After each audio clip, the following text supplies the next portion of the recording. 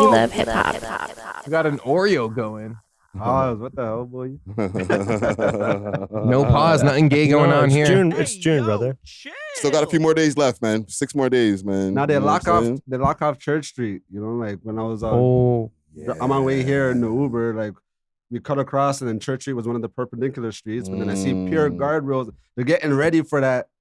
For the I mean, what is it, the parade or whatever? You know what it is. I don't know what it is. not sure. Acting like he doesn't know exactly what it is. I've never been to it. I don't know when it is. You know what I mean? Like, respectfully, like I don't have nothing wrong with it. You know, like shout out Bummer Roscoe, that's my guy. You know what I mean? But other than that, you know, like I got a funny parade story, right?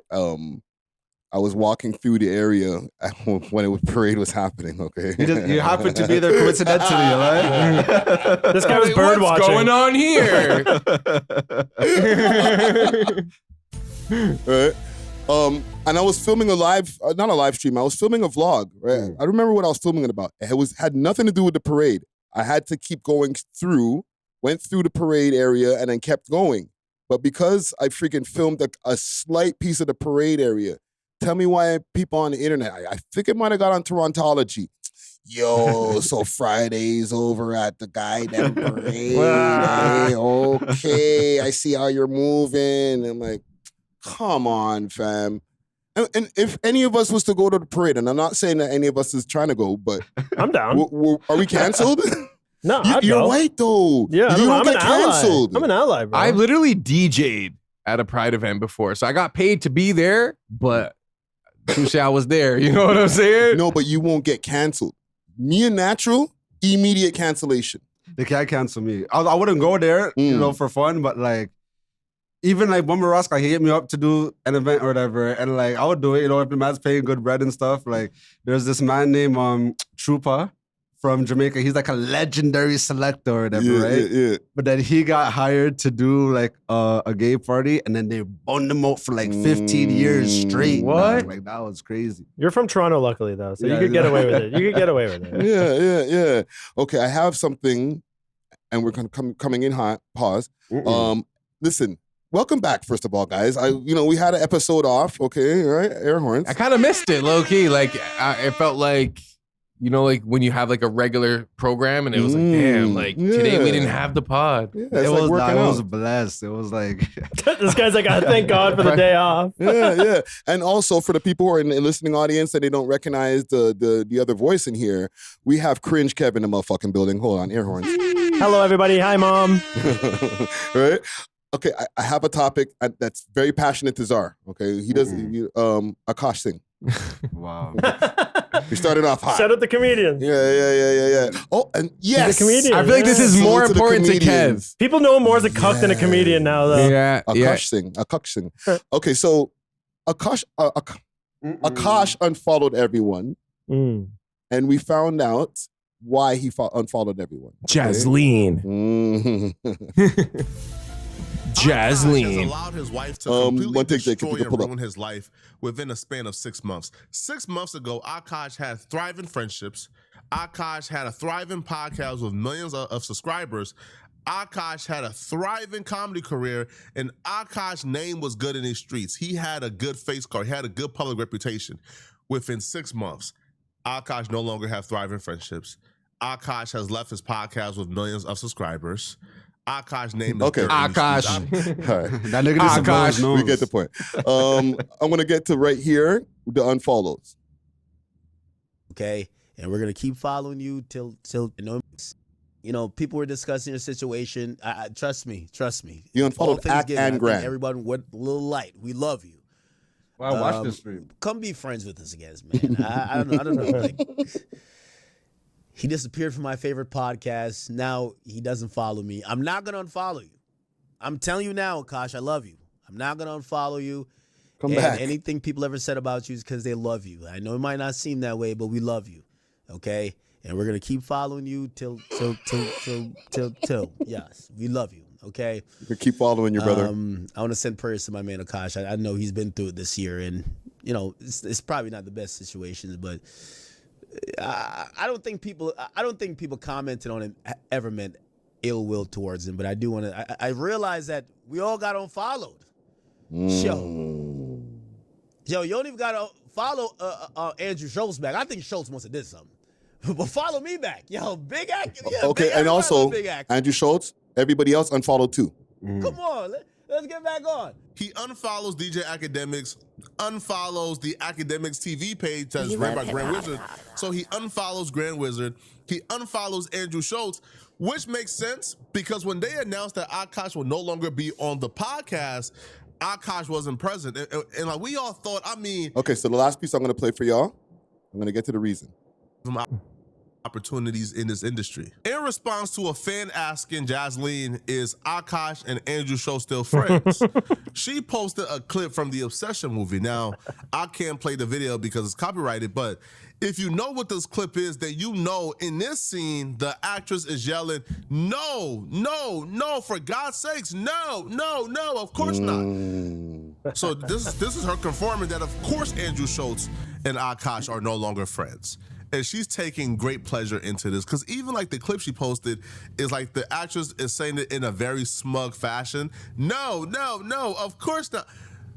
So this is confirmation that Akaash and Andrews are no longer friends.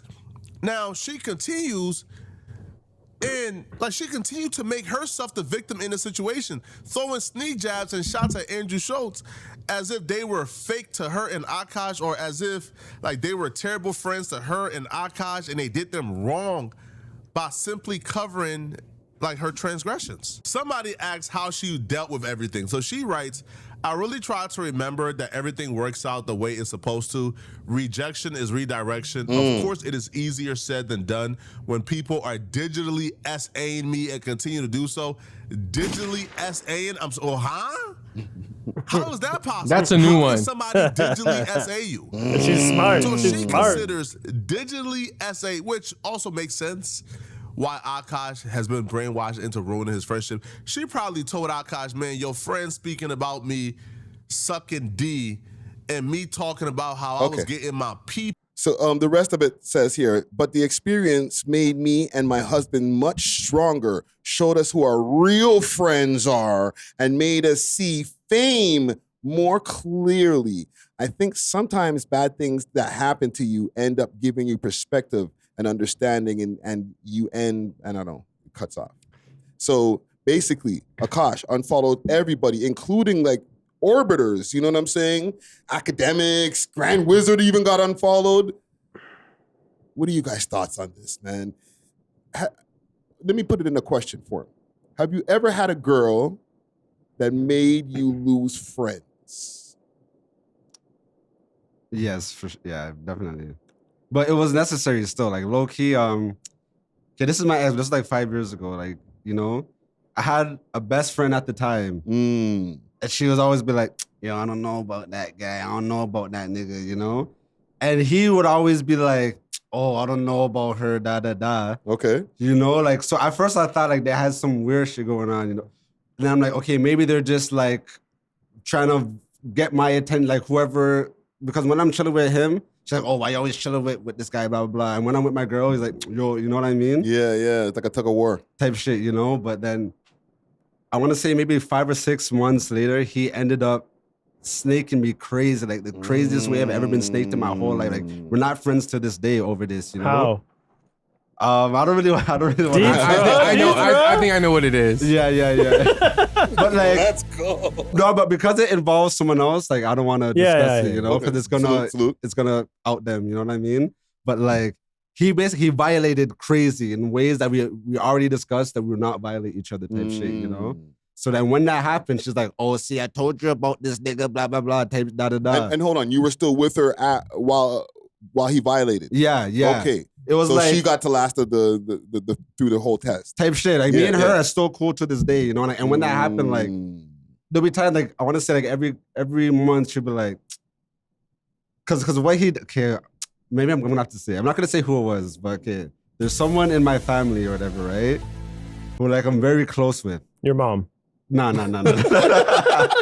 Okay. Let's just say like my cousin or whatever, right? Let's just say this is like my favorite cousin, you know what I mean? And he has a favorite cousin too. I'm like, yo, we're not gonna smash each other's cousins, da da da, you know? And then she would just be like, hold on. I see Kev's face. He's like, that's a horrible example. I'm not sure what's going on in your community, but usually we're taking heat for that. so she's like, yo, I feel like him and your cousin is like smashing type. I'm like, nah, you're crazy. I'm like, yo, I knew this nigga my whole life. Like, you wouldn't do that, da. You know, so when it came out that the man was actually doing it and he was lying about it, and you know what I mean? And she was like, oh, see, I told you, da. Women's into it, all this bullshit, you know? So like, I'm not gonna say she caused the friendship to end, but she like. Why do you care? Your cousin's getting smashed. Why do you give a damn? But it's not my cousin. It's closer than that. I just don't want to say. I just don't want to say. I don't know. And in that situation, okay, that person wasn't really your friend if he was ready to snake you, and then okay, she was right. In this situation with Akaash and them, is she gonna be right in the end? Are they not his real friends? You know, that whole legendary episode with Andrew and Charlamagne when Andrew was like, ha ha ha, when Charlamagne was like, don't let your chick have a pod, right? Yeah. He was very enthralled and enjoying that. So maybe he was like, yo, that's not your real friend. I think she convinced him that wasn't his friend, even though him and Schultz went through the comedy circus together when they were both like no ones in a sense. Yep. And it's crazy because even her Instagram story where she's like, sometimes bad things can uncover perspectives. It's like, you try to take credit for you messing up. Like, you're trying to take credit that like, oh, because I did this and like now Akaash figured out his real friends. Like she took no accountability for her role. She's acting like she got digitally essayed, like she didn't volunteer information to the internet. Yeah. I don't like that this is how she has to twist the narrative to make it make sense for Akaash. But hold on, no. Okay, let's say you actually have a wife. Yep. You know what I mean? And I'm a comedian. You know what? So, Can I say something about this? Number one, I digitally essay myself every morning to start the day. And number two, there's a context of like in these clips where they're saying Akaash, there's like a fall off. Like he just sold out 6 Queen Elizabeth theater shows in Toronto, which was a record. Yeah, no, he didn't. He's doing the best he's ever done without having to be Andrew Schultz's opener. I think a lot of this, I don't know how much is beef and how much is personal, but I think just the fact he's being talked about this publicly is the best thing for his brand. Interesting. And I feel like hypothetically, if you were like, yo, people are going to know if you unfollow us and you're going out on your own, they know how like beefs work. They've seen the rap. And they're this comedians. is all publicity. I don't know because I don't know their actual personal. It may not be, but also I'm saying like he's doing the best he's ever done as a solo artist, and he's staying relevant. Ironically, because of this drama with his wife, I just don't think that like fall off narrative is there because like I would swap places with him to be cucked out by my wife and be selling out theaters left, right, and center. That is crazy to say, but I hear you. It's facts, so would you say or would you credit Jazzleen's antics for helping Akaash get to what you would say is the peak of his career right now? I think it's Akaash's like skill set and grinding throughout the years and connections he's built.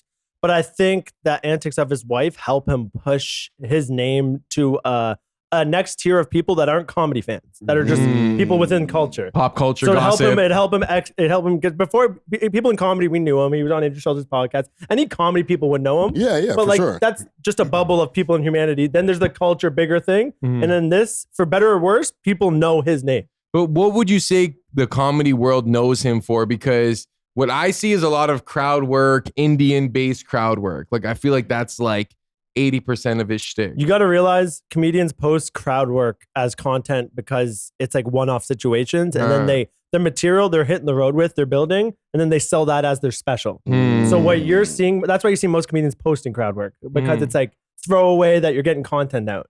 And they see the Matt Rife that had like success with it.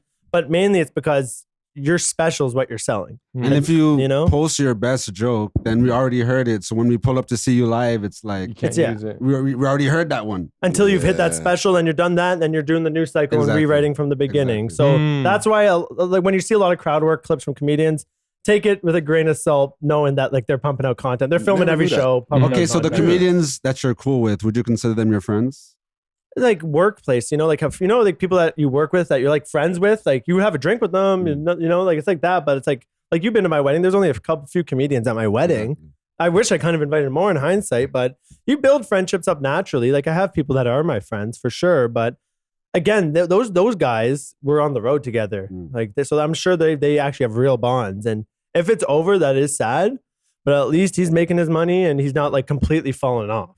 Cause I feel like he's making more money than ever. Like I just looked up the before you go natural. Sorry, it says the seated is 1,140. Standing is 2,400. You said 6 nights he's doing the Queen Elizabeth Theater? I think that was the record. I want to say it was 6. You can correct me on that, but but that's obviously seated. You're not doing stand-up comedy like standing. Yeah. It's not the craziest venue, but 6 nights in a row. That is pretty crazy because think of how much those tickets are probably like $80, 60 to 80 at least. So, yeah, and what's the average? Like, okay, because 1,140 it's a lot, but it's not like Andrew Schultz did Madison Square Garden though, fam. Yeah, but like not many comedians are doing arenas, right? Yeah. Like that's like the Andrew Schultz, Shane Gillis, like Joe Rogan, Dave Chappelle, Bill Burr. Yeah. So then like when comedians like are happy with like, okay, these rooms are the rooms that what are those rooms? In terms of selling or in terms of like performing? What's the best? Like when you're like, not the best, but like when you're like, you know what, I'm happy. Okay, now I can kind of coast at this because I'm doing these types of rooms. I think selling out clubs and being a road comic where you can sell out clubs, which is like a few hundred, I think that's when you're like a career comic. If you're able to hit the road, and then theaters is that next step. But you see a lot of comedians that are just career club comics, and there's nothing wrong with that. And then Nick, like I was telling Zara before, the theater also and arenas. It's for comedy. Like clubs are the best atmosphere for comedy. So like they're also, I feel like some of the show gets not like it doesn't get worse, but and nothing beats like a packed 200-300 people in a tight room, low ceilings. You feel the rumbling of the laughter. You don't get that in an arena. Like it's the high ceilings. Takes a second for the laughter to get to the stage from the back. They got to watch it on It's a different thing altogether. Yeah. Sorry, man. What were you saying, Natural? Or you forgot? I think I forgot. My bad if I interrupt. No, you're good, bro. But either way, I guess Jasleen is somewhat responsible for this next level of Akaash's success. I mean, I know he put in the work. Oh, okay. I think so. I remember now. So I just feel like most men will choose their wives over like some work friend. You know what I mean? Because like, although they did the circuit together and stuff, like at the end of the day, that's his wife. He ain't sucking your dick. Type shit. You know what I mean? Probably not, at least. Hold on, I got the probably sound effect. Yeah, produce something, yeah. But yo, I've never had like a girlfriend tell me not to be friends with someone, but I've had girlfriends be like, "Oh, you spend too much time with your boy this or your boy," like, and at the end of the day, I'm still boys with my friend. Pause, I guess. But the girls, they're not there. Like, I feel like friendship, especially if you have like a real homie, like that'll last the test of time. But like, girlfriends come and go. Okay, let me ask y'all one more, and then we'll get to the beginning of the pod, right? What about, have you ever been with a girl where like you're up under her so much that now your friends are like, what's up, fam? Yes. Like, 100%. Yo, bro, okay, I know you like the girl, but like, yo, like I haven't heard from you in 6 months. 4 months. Maybe not that extreme, but there's been, especially during the honeymoon phase where like you're just smashing all the time and you're chilling, you're sleeping over, cuddles, ordering food, whatever.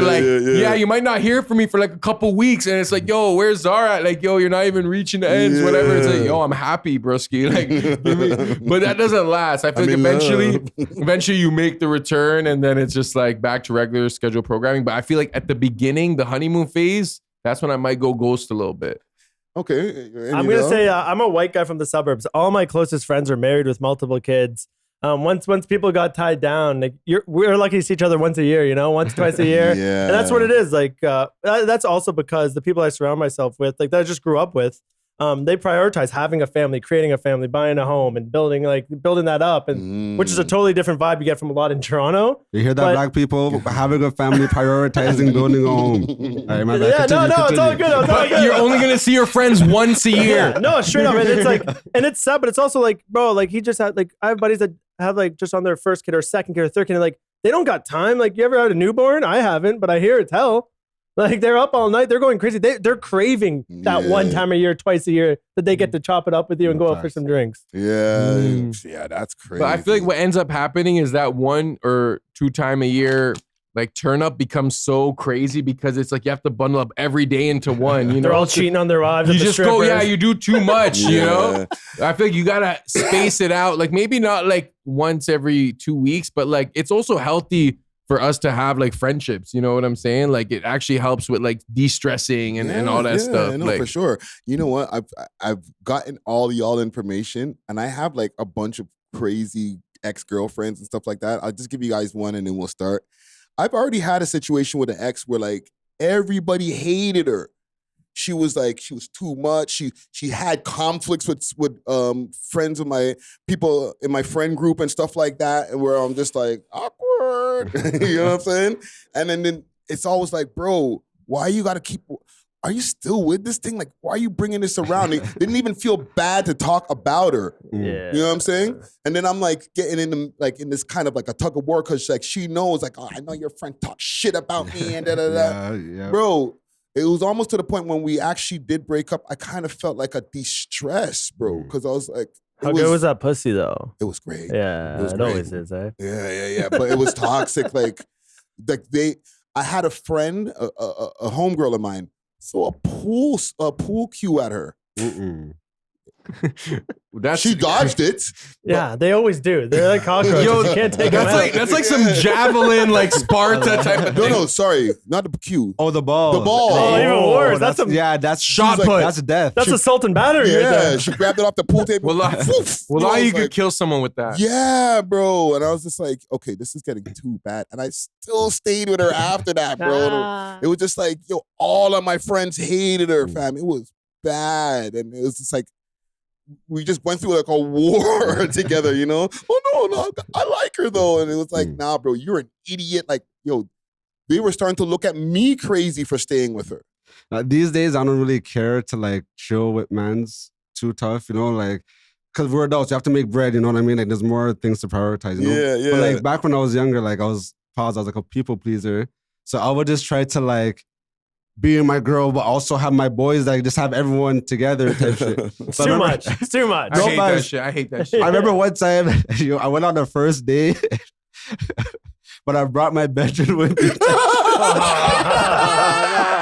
I'm like, nah, like we're just gonna chill together, and then like I would just take her home after type shit. But like, yo, like in my mind, I'm thinking like, okay, me and her is just a vibe, but being like my bedroom's cool, so if we all got together, it'd be even a crazier Super vibe. You know what I mean? It's all fun and games till your boy and her start vibing a bit more than you naturally. Yeah, but I guess maybe I'm just super cocky because I just know that like your boy's not gonna do that to you. You know, he can't do that. Jeez, respectfully. He's the best.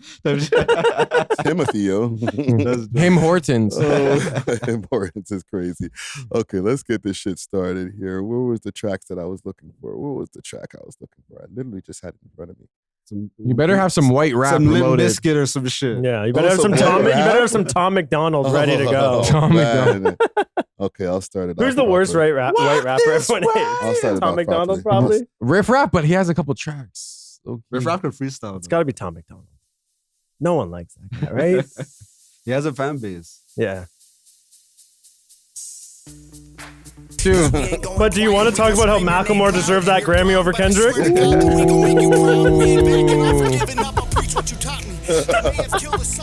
Okay.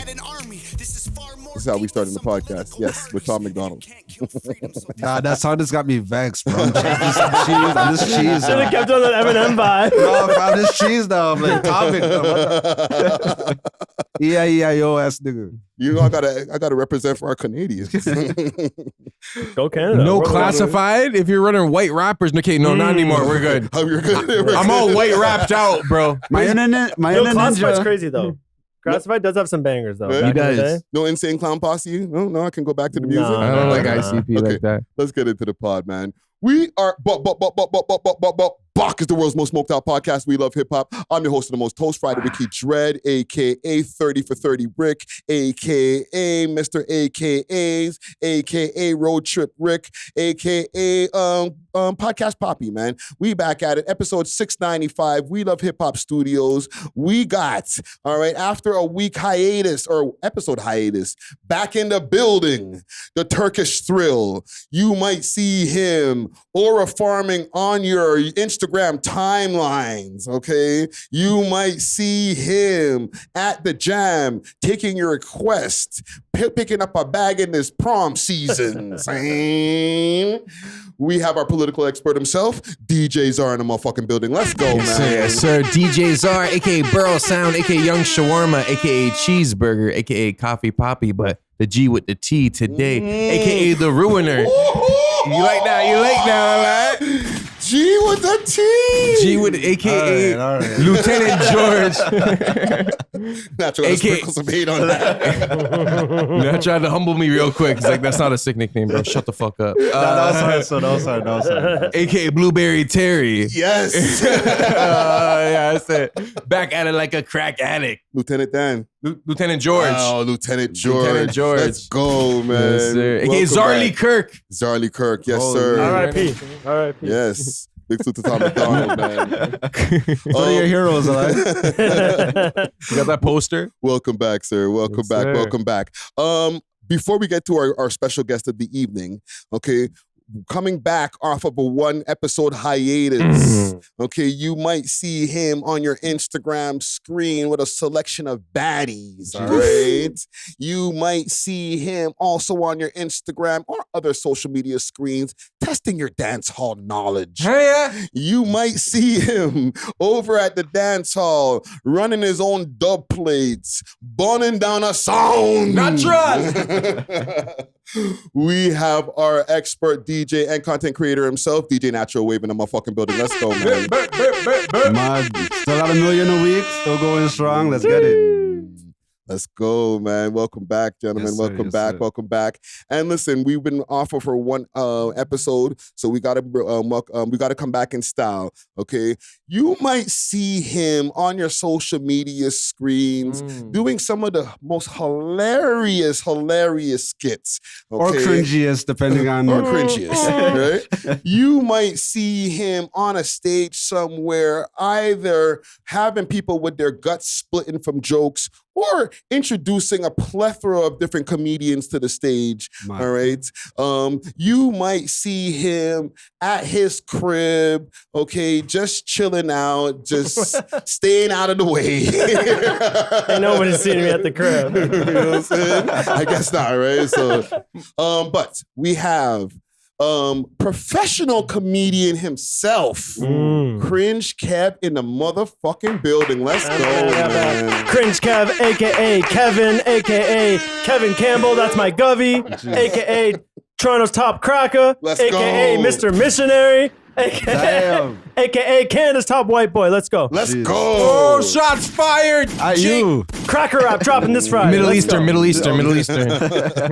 Well, listen, That's jokes. welcome to the pod, bro. No, thanks for having me. Honestly, I know all you guys, obviously. Like, this guy DJ'd my wedding. Mad. This guy DJ'd my wedding. Yeah. He's not only good for dancehall. You can also Jeez. hire him for the white people tunes, I like too. it. He's Yes, good. sir. Yeah, Yes, he's good. sir. But no, I see what you guys are doing. I respect it. Thank you for having me on No, to thank you, man. promote my stuff. And no, I'm mad grateful for all three of you. No, and even thank this guy you. back here. Yes, yes. One take Jake. Big salute to One Take Jake in the building, okay, making us look nice and keeping us clean over here, okay? So, we back over here, man. And listen, I don't know. I got nothing to say, bro. I'm just so happy off of this 30 for 30, bro. Oh, it's done. It's done, bro. Oh, well, congratulations, yeah, broski. man. Everyone. That's mad. 30 days Yeah. live streaming straight. That's what he just did. 30 days. What were the live. benefits, like from before and after? I have seen growth in the channel. Okay, I've been able to change the algorithm around where our channel is like mainly like a long form content destination, and I've been able to actually even monetize the clips channel from Oh, wow. allocating all of the clips from the main channel. Mm. Because before I would just put clips every day on the channel, and then we pod twice a week, I live stream once a week. But if we got 2 pods a week, a live stream every day. Yeah. There's like just bare 3-hour, 2-hour content. Like, bro, the audience is they're good. You know what I'm saying? Yeah. So welcome back. Okay. Before we get into anything, we got to salute the sponsors, and then we can get into what we got to get into. Starting with Gamdon. Okay, big salute to Gamdon.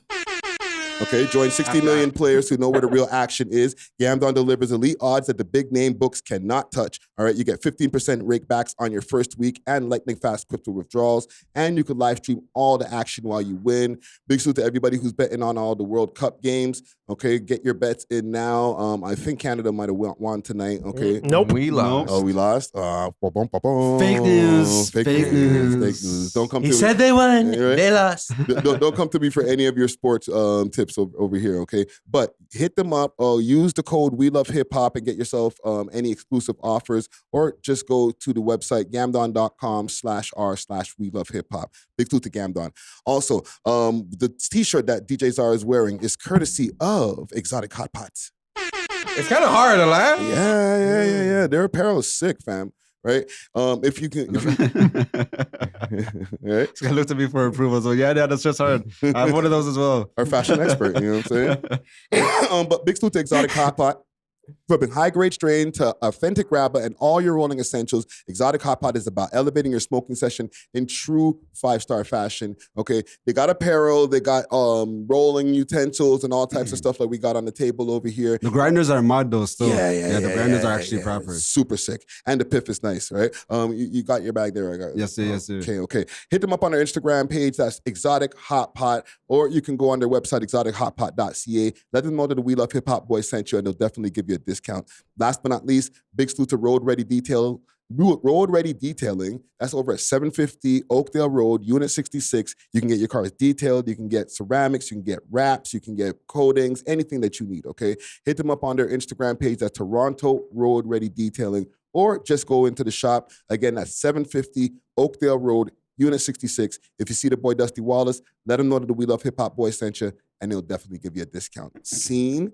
I almost thought I forgot how to do an ad read for a second, bro. One episode off, bro. You know, you got to get your bearings back. You know what I'm saying? Yo, so are you gonna keep streaming daily, or are you gonna switch it back to like couple times a week? No. Streaming schedule is now 4 days a week streams, Wow. and we get 2 episodes a week as usual. So in between episodes, like, because we drop Monday and we drop Thursday on the episodes, right? So Tuesday, Wednesday, Friday, and Saturday streams. Okay, so 6 days a week, long form content. 1 day to rest. I'll literally be filming a podcast Yeah, episode, it's not even but rest like for real. 1 day to like not be live and on. You know what I'm saying? Because I feel like I got accustomed to every time I open my YouTube app, like you're live. Yeah. So I feel like, and I was enjoying the lives. And that's just what's scheduled. But if there's something that breaks and we finish an episode and like I get home and I'm like, what the fuck? Like, I'm not waiting till the next episode anymore, bro. I'm just firing up my camera and we go live. Might as well. Yeah. And we're going into that direction, bro. There's so much things that are happening in real time. The internet is giving us so much stuff that like a pre-recorded piece of content, especially when we're reporting on news, it's still cool because conversations are important. But when people want the news in real time, bro, that shit can't wait, bro. Facts. Can't wait. But yeah, how's y'all week been before we get into any of our topics and stuff like that, before we get into finding out what's going on with Cringe Kev? Okay, so we were gone for a week. So within that week, a lot has happened, I think, for everyone. So Natural and I attended an event hosted by Zoe from Relentless Diaries. Salute. Oh, palm trees. Palm trees. By the way, I told Natural about this event, you know? Yeah. I told him about a black party. And he's like, yeah, okay, I'll pull up. Tapped in. I guess so. Well, I did initially get free tickets for it. You but did. I was supposed to I was booked for a boat cruise, but then I ended up not doing the boat cruise. Then when Zara brought up palm trees, I'm like, yes, that is a fantastic idea, and then let's go for it. So I don't want to take away the credit though. So well, big up Zara, big you up Zara. did. So big. Mike, it was all my idea. No, so shout out Amir B. Hooked up the tickets. We go there. You know, Natural and I, at this point, we've mastered the art of aura farming. You know what I'm saying? We're there, shades on, you know? I have aviators. I look like a Fed. But I asked Natural, do I look like a Fed right now? He's like, nah, you look like one of them down south dudes, like those down south white boys, you know? Yeah, you know those like those Florida, like those gators where like they own the tourist park or whatever, and then like they're riding on like those motorized, yeah. You know? No, you don't, bro. Those guys would call you an Arab in a second. Yeah. Nah, but he looked sick though. I had the sleeveless and everything. So yo, we're there, we're chilling, we see some people, whatever, we're doing our thing. Natural starts to get recognized. Get out, I'm asking for pictures with Natural. Oh, yeah, no, that was hard still. Gas this guy up over here. I'm there, I'm just happy, you know what I'm saying? I'm vibing. And then we see Steady Mobbin. What's his name? The black, right? Black Rob? Black Mob. Black Mob. Okay, yeah. Shout out Black. I just know his IG is Black. Yeah. So Whoa. he sees us. Whoa. Come on. Sorry for that. My bad. So Black Mob. Yes. We see him. He sees us. It's a friendly moment. Gets us a shot. Wait, hold on. Before that. Because Zara sees this nigga. He's like, yo, that's that Steady Mob in you. I'm like, for real, eh? Because you know me, like, I'm just aura farming. I'm not watching no, you know what I mean? But Zara, he's vigilant. He's making sure all eggs, you know what I mean? I look like a security guard. Zara's honest. So Zara spots this nigga from like across the way. Oh, and Zara's like, oh, should we go hail him? I'm like, I'm not hailing this guy. You know what I mean? But like, however, Did you block him? I'm from live streams, but like on Instagram, he still like follows me and shit. Keep going. You know, so. But I'm like, however, if he pulls up to the man them, I'm not gonna make it a problem. You know what I mean? So then Zara and I were walking around out of aura farming, and then eventually, like, you know, he was the bigger man, pause, you know, and then he introduced him, you know, and then yeah, my bad, you can continue now. Yeah, so you know, we get a shot, we all have a drink, whatever, everything's blessed. Exchange, you know, positive words of affirmation. Boom, boom, boom. All right, we go back to our spot on the other side, you know? So boom, we're doing our thing. Natural eventually gets caught up with, you know, some girl that knows him and stuff. So he leaves me hanging for a little bit, you know? So then, you know, I'm doing my thing. A 1-2 man's like noticed me from the pod. They hailed us. We started getting like free shots just off the strength. Nice. And then we're by the DJ booth. Then DJ Shy, I want to say was his name. Oh, Incredible Shy? Yeah. So he was shelling and Amir was on the mic. So we're right by the DJ booth just doing our thing, you know? I'm there vibing.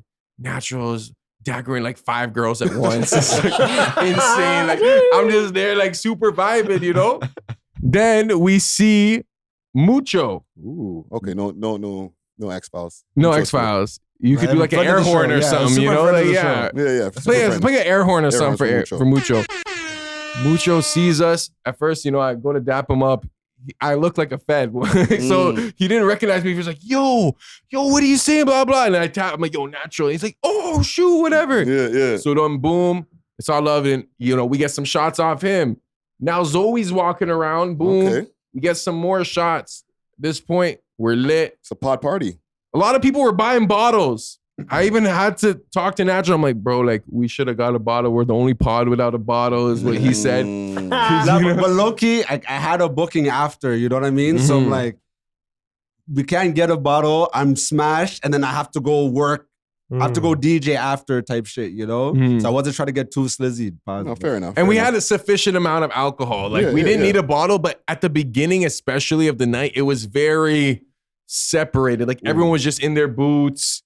Everyone was looking good and stuff. Everyone came with that shit on, you know? So there wasn't too much like cross interactions between groups. But then later on in the night, when the music started shelling, you could see more like cross interaction. Everyone was just vibing. Honestly, it was a great time. Shout out to Palm Trees. I was impressed by the event. I will definitely be at the next one. No, salute. It was vibey. Some random, this was funny. I'm in the DJ booth. And there's like another white guy there. Keep in mind, there's probably like 5 white dudes there. Like three of them are security. So we're just there, you know? So me and this guy are like one of the few, you know? So I'm just vibing, doing my thing. And he's like, yo, what are you drinking? I was like, yo, like tequila soda or whatever. He's like, all right. And he went and just got me a drink, and that was it. Yeah. And it was purely off some like white power shit. Like some solidarity. Yeah, like it was weird, but I was also like, thank you, you know? Watch that in a soundbite.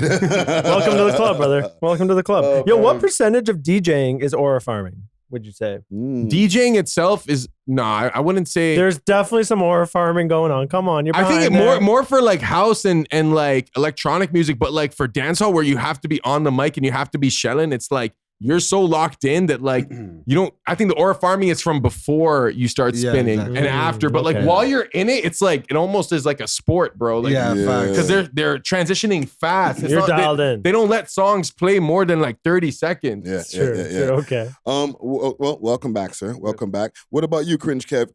To make this also an opportunity, if you have any places that you want people to come and see you this weekend, let the people know too, man. Like, how's your week been? What you got coming up this weekend? Yeah. No, my comedy music album Cracker Rap drops this Friday at midnight. Ooh, Cracker Rap, man. Yeah, so we created a GTA 6 parody radio station. Okay. The idea is maybe we pitch it to Rockstar. Maybe we get it out there. Like, we've had this done. So it has like the commercials, the radio host. We got some features from some other comics. Nice. You know Dave Seeley, right? You guys know Dave Seeley at all? My boy? Yeah, S-E-A-L-Y, Yeah, you were with him the other day. Yeah, Dave is funny as fuck. We have a bunch of other comedians in there. That drops at midnight on Friday, and it's a very different, it's music meets comedy meets GTA, and we did a Pop the Balloon the other day. We did. Yeah, he was in it. You did pretty well. No balloon pops off the gate. I went in there. I'm like, I'm married, looking for a side bitch, and I don't know. I'm not sure if I'm supposed to swear here. Side chick. No, you can. But swear. I didn't realize in your guys' community, it's a very common thing. I thought it would be like immediate balloon pop, but they're all like, oh yeah, like perfect. Do you have money? Wait, hold on. Do you pay for things? I wouldn't say our community in that subsection. You know what I'm saying? Okay, yeah. The YouTube pop the balloon. Okay, culture. Because you looked at me when you said it, so I'm like, yo, what the fuck? You people. I'm like, I guess, bro. Like, what the hell? I have a question. Like, in a sentence, like, how would you describe Cracker Rap?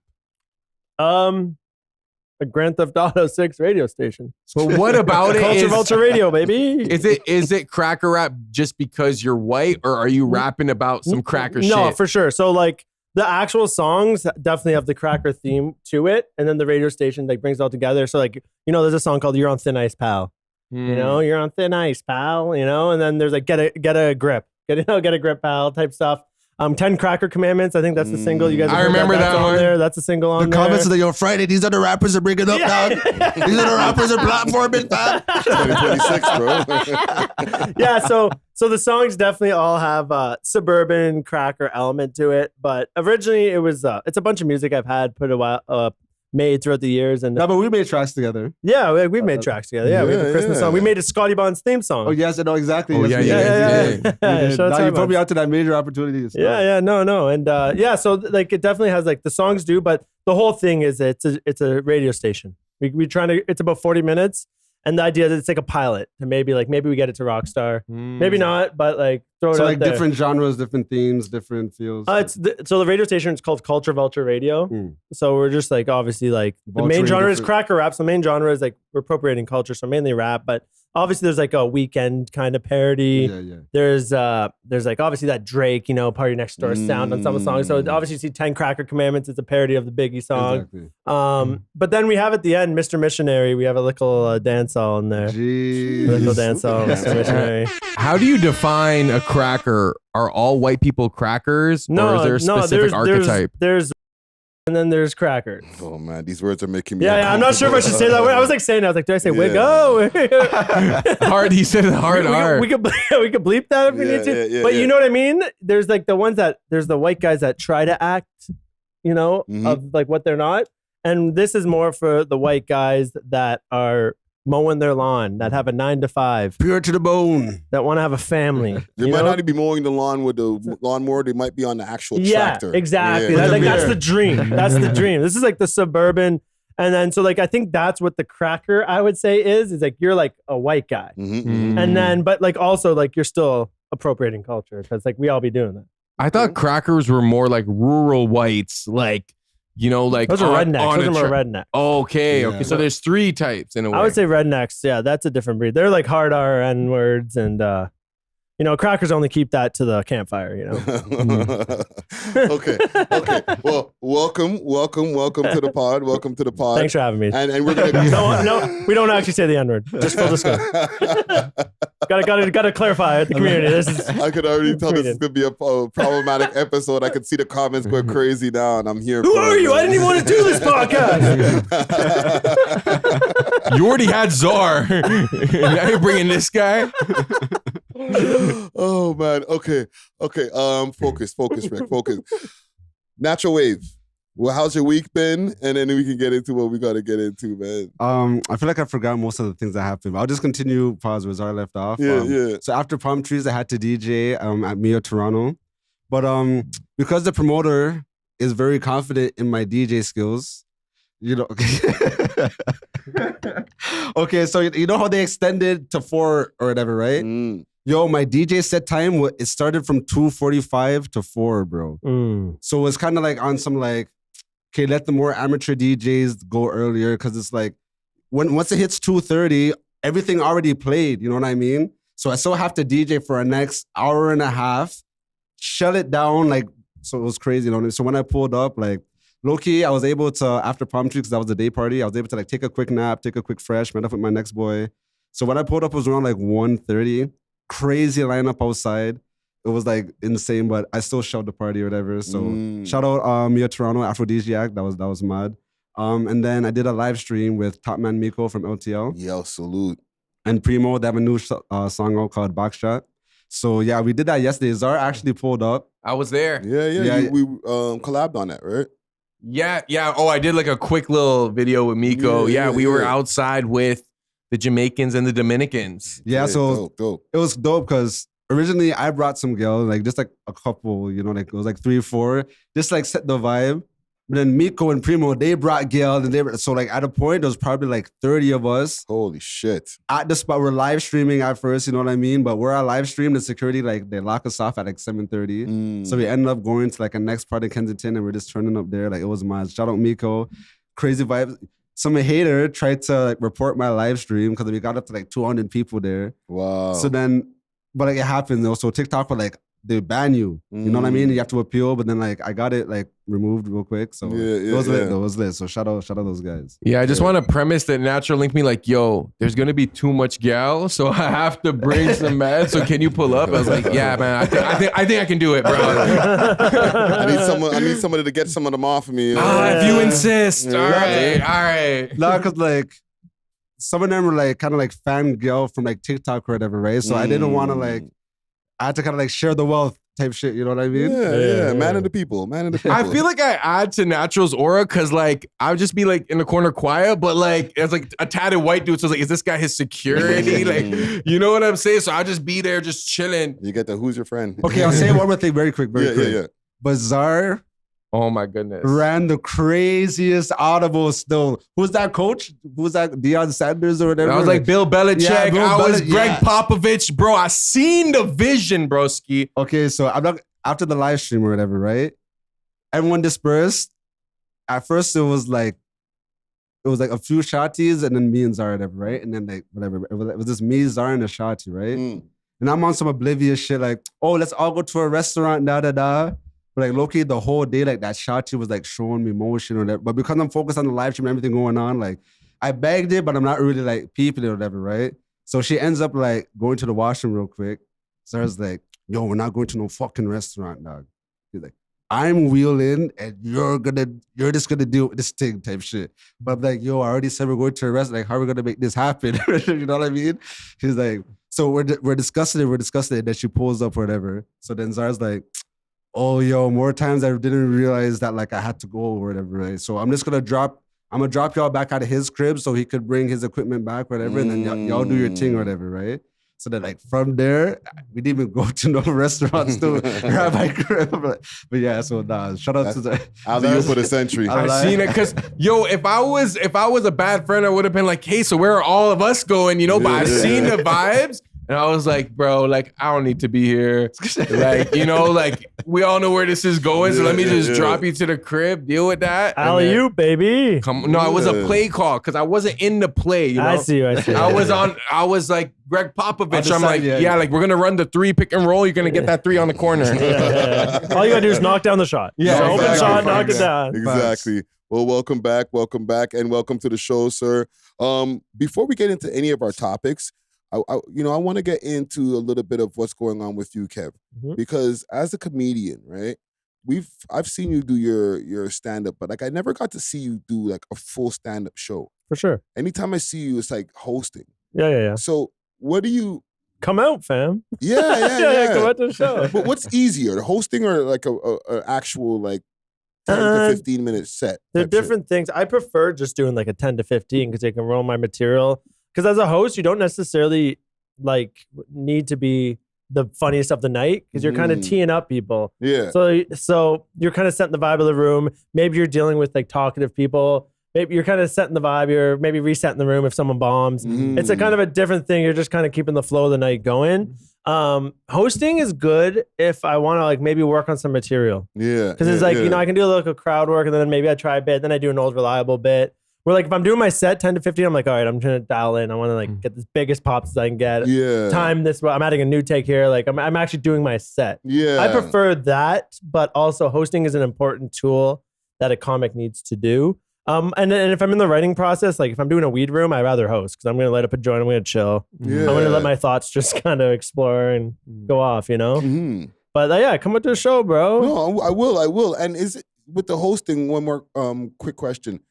Is it all improv the whole night with the hosting? No. Well, it depends on the individual. Okay. I always have my old reliable jokes that you'll see me do. Like my buddy, he's seen me since I started doing comedy. And he came out the other day, I was doing the Whippy Comedy Festival, him and his wife. And he's like, bro, please don't do that Ryan Gosling joke. Because like I always do the joke like I look like a crackhead Ryan Gosling pretty much. And like I he's actually heard you say that at the weed yeah, one. literally. And it's like it's a comedy trick, self-deprecation off the top. Yeah. It gets the crowd on your side. It's like it's a kind of just an unknown thing. You'll see a lot of comedians do it off the top of their set, get people on their side. So it's always funny. And I'm like, and then I literally called him out. I'm like, yeah, I'm doing this because you told me not to. I'm gonna look you in the eyes and deliver this joke. The crackhead Ryan So Gosling. you have your bits for sure. I have a couple questions for you. Did you cornrow your hair specifically because you're going to be on this podcast? The real question. Let's get to the real question. No, I'm just sick like that, bro. Jeez, you gotta No, honestly, I did it because Cracker Rap dropped in. I want to get some visuals. I got some without it, and I was just like, oh, it's fun. No, but I did see you with the braids many times before. Yeah, no, it's not the first. It's this summer. My wife hates it. She's done with it. But I'm like, I don't want to like. once I cut it, it's like done forever. So I was like, this summer I'm gonna enjoy it. Have some braids, and like I get respected so much more. I'll tell you in the streets. I don't know if it's respect per se, but at least it's coming off that way. Yeah. Like old Indian ladies will hold the door open for me. They never did that before. It doesn't look bad. You know what I mean? Like it doesn't look bad. Yeah. But serious question though. Do you find a difference between the audiences? Like, let's say if you're doing like a black audience, like a white audience, like an Indian audience, like which is the most difficult to do? And like, how do you navigate? Yeah, so there's obviously differences in audience. Like if you're hitting the road, you're going to small town Canada. It's obviously like you're gonna like Pierre Polyev, you know, compared to like you're doing a show at Church and Wellesley, you know, it's a totally different. You have trans people and, you know, like, and then you're doing a black room. That's a totally different thing. Yeah. They're saying pause after everything, you know?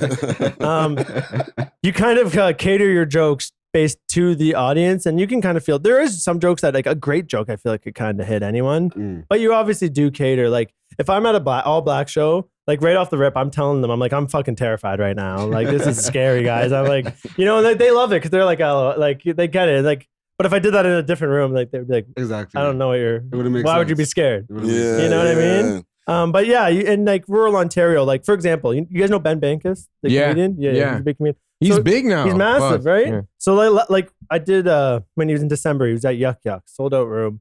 And he's like, oh, come do like 5-7 minutes off the top. I'm like, okay, they're like racist Canadian. They're not like not necessarily racist, but like they're gonna want right wing, they're gonna want offensive stuff. Like conservative. So that when I'm going in, I'm like Charlie Kirk joke, George Floyd joke. I'm like residential school joke, like Palestine joke, like any of my most offensive things. I just go back to back to back, and it crushed. But then I do that in a lot of other rooms that's crickets. Tell the George Floyd joke right now. Yeah. Okay. I'm joking. No. It's not bad. You have a George Floyd joke? Yeah. This episode is sponsored by Gamdon. Join 60 million players who know where the real action is. Gamdon delivers elite odds that the big name books can't touch. 15% instant rakebacks on your first week, lightning fast crypto wallet withdrawals, and you could live stream the action while you win. Right now, you can use the code welovehiphop at gamdon.com/r/welovehiphop to start earning free rewards. Again, that's gamdon.com/r/welovehiphop and start winning. Big salute to the sponsors. Cheer! Hey, no, it's perfect. It was pretty much, remember when the wildfires were happening? Yeah. Remember that stuff? And it was all California? smoky in the city? And I was like, Me and Fred are rolling up our sleeves like, Yeah, the wildfires go on. This is your moment, guys. Yeah. And no, it's pretty much the premise is like, it was all smoky in the city. It was my buddy George was telling me he can't breathe. So I took my knee off his neck. And then I'm like, no, it was during Pride Month. I took my cock out of his mouth. So it's like, but it's the delivery. Okay, Usually I'll slow it down, and it's the delivery with the misdirect. Misdirect, yeah. Exactly. I feel so bad laughing at Yeah. that. Yo, joke. but you know what I mean? It's some dumb horrible. shit. That It's wasn't some dumb horrible. That shit, wasn't you horrible. That wasn't know? horrible. And the crowd knows it's coming. Yeah. You're kind of like doing that like slow build up. No, exactly. Boom, misdirect. They kind of know. Yeah, I'm partially laughing at the joke, and then I'm partially laughing at the reaction that the audience is gonna have. You're like, how come you guys didn't snuff him? No, that Natural, you stood right beside him and said nothing. that one I honestly don't even do that often because it's just a whatever joke. But that's one that like if I've already hit like all these other topics and it's worked, I'm like, yeah, like might as well. Like I'll do a Charlie Kirk joke before I do a George Floyd joke. And if the crowd's loving that, then we're like, you got to work your way to it. You got to talk about a white death before you get to a. You gotta ease it in. Yeah, Oh man. There was one comedian, and we're gonna get to a whole segment about him, Mr. Lewin.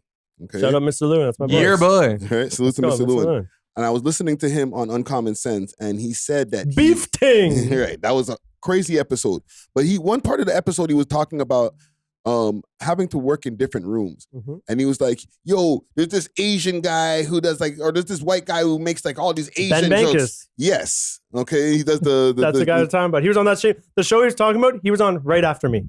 Okay. That's the exact same set I just talked about that I opened up. Lewin was on right after. Whoa. So he went on stage right after I just did all those fuckery jokes. So I don't want to stir up any shit, but like I don't think he grouped you guys because he didn't mention any names, but like he mentioned that one guy, right? Is that a thing that do you feel guys get grouped into kind of like, oh, you guys are those right-wing comedians, kind of like the Rogan sphere? I think that like you have your audiences. Yes. Like that one, you're kind of getting that type of audience. But again, like I don't think necessarily everyone in there is racist. It's a sold out yucks, like 200 and something people. Mm. But like people in there like the kind of comedy of someone doing an Olivia Chow impression. You know what I mean? Yeah. And it is kind of funny. You see someone execute a funny Olivia Chow impression, like No, exactly. we all kind of laugh at it. Yeah, but I don't think you get the question because they have like Trevor Noah, a few other people that you'll put in like one category. It's like clicks. Okay, right? yeah. And then they'll have the Andrew Schultz, Yes, Joe he's definitely in Rogan. the Toronto Red Pill Charlie Kirk. White. Yeah. No, yeah. Ben's past that now. He's in like U.S. Republican. He's No, like in the talking about States. you. Oh, me? No, my audience is honestly, it's kind of random. Like the people that come to my shows are like a lot of like Toronto people, but like brown dudes, not even like that's white interesting. dudes, or That's like interesting. moms, white moms, like I can see it's that like, as well. Oh, I think you're Loki, like whatever it is. And then another thing is just like I said, you know how Toronto, you get a bit of everything. Yeah, Like I surprisingly have a more diverse crowd than you would think. But also, like, I can go into those rooms of like those straight, whatever, right wing rooms, or even left wing rooms, and I can kind of find my way in either of them. Yeah. But my personal space is like, I don't think I have too hard of a, like, for example, like a lot of the things people know me for is remember that album I did with Jared Nathan Yeah. and that song Extra Chromosexual. If she ain't down, I ain't fucking down. Like that. Like people think me, they're just like, this guy's fuckery. Yeah. Like it's not like on those other comics. They're like, oh, this guy's gonna talk about immigration. And it's Like I'm gonna go up there and be like, oh, I'm pumped up about immigrants because they're good. They're our good World Cup team now. it's interesting because a lot of the people that you would consider conservative or right wing are very progressive. Like, okay, even Akil Tony. Yeah. although he makes his obviously racist jokes or whatever, he will have pure like, well, what's the word for that? Like, I don't want to say mentally deficient, like mentally neurodivergent. Yeah, he'll have a lot of neurodivergent people on his shows. You know what I mean? And like give them Jared Nathan even. Yeah, like Nathan, you as well. You would work with people. You know what I mean? Regardless of their race, regardless of like their neurodivergency, regardless of he would even have like gay people. You know what I mean? So like a lot of them are labeled a certain way, but they don't get, I guess, credit for when they are progressive. As well, you know? Let me say it like this. It's a lot of the same thing with like you do internet content. We all do internet content. Yeah. When we're in the green rooms and you're with comedians, obviously there's always personality clashes and all that, and there's cliques naturally that happen. But for the most part, we're comedians. Exactly. Like, and we get it. We riff. We say worse shit behind stage than we ever say on stage even. Yeah. But at the end of the day, we also find our own individual audiences.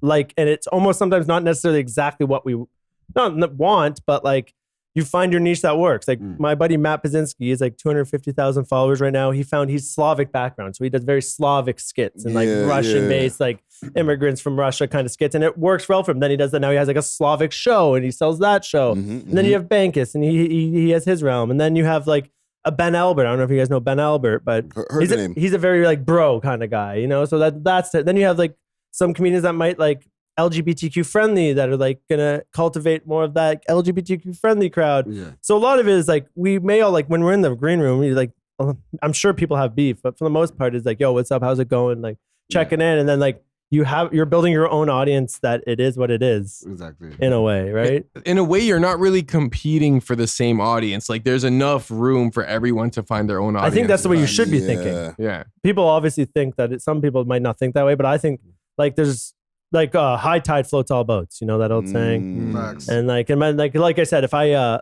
my boy Matt Pazinski, I'm not going to go into the Slavic lane.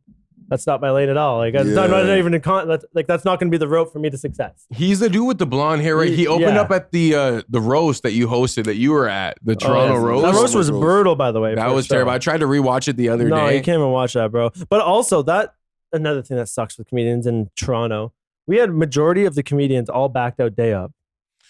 So like a roast is supposed to be pre-written, you know, you need like time. So like he was just like a last minute fill-in, for example. Like that's why he didn't have any roast. He's like, I'll try to do some Toronto material. Yeah, he might not even know the people on the exactly banquet or whatever they call it. So that kind of really, I don't want to say screwed that, but that show was kind of like we made it work with what we had at the time. A lesson learned. But yeah, and then even so, we've grown from that. And but that means that there was some beauty that came out of that show. I met you guys. For example, it ended up being a great networking day. I think there was a lot of people that we met. People. It was cool. It was a cool event. I liked it. Yeah. Who do you like as a comedian over here in Toronto? Who would you look at as like the top 5 comedians? Toronto based right or now? From Toronto? Or like based in like Toronto culture wise? We should do based in Toronto because there's like people from Toronto that pop off that are in the States, right?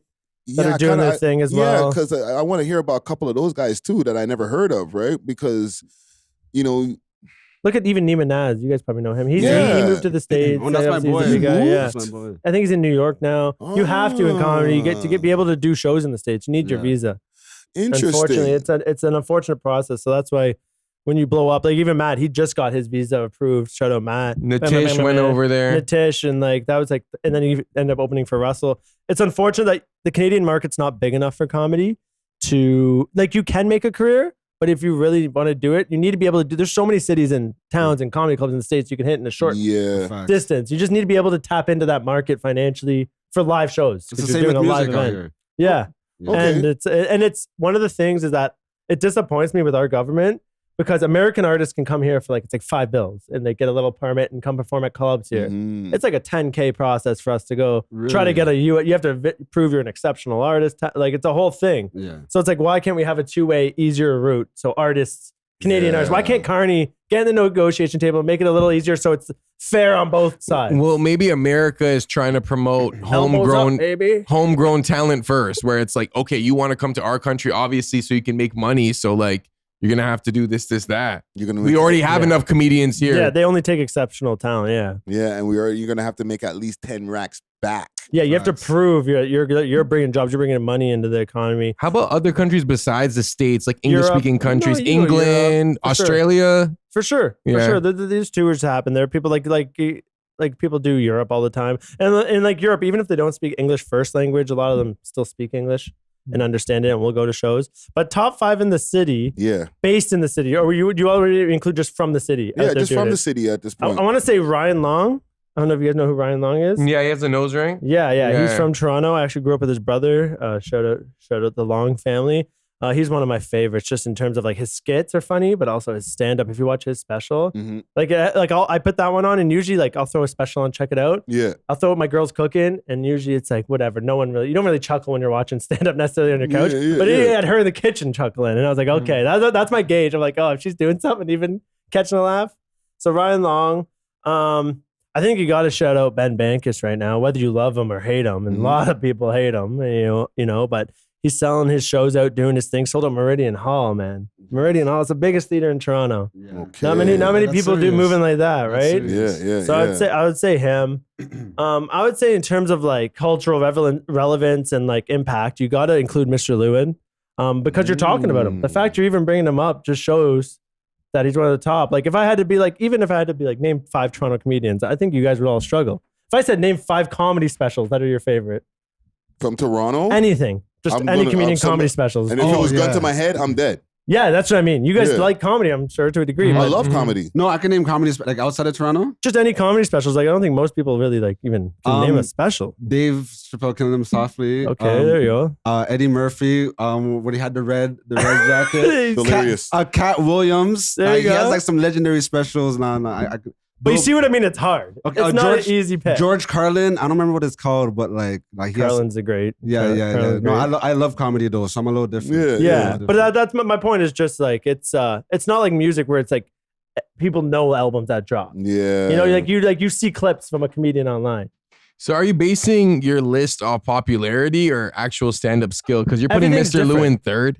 No, I'm not. It's no rank. I'm just saying top 5 out of Toronto right now. Yeah. I think you gotta include, like, when you think of Toronto comedians, a lot of people don't even, like you said, could you name 5? Like, you gotta include cultural impact. 2 more. 2 more? Yeah. I'm gonna go Nitish because just because he's like one of my favorites. He's always put me on. Good. And then I'm trying to think of someone. There's some people that came out of, like, then there's obviously like, there's some like big US names that might have like been from Toronto, obviously stuff. But you know what? I would go on my last one. It's different because like, are you going for stand up? If I'm going for straight stand up, I love and he's not from Toronto. He's from Bracebridge, but I show Tyler Morrison.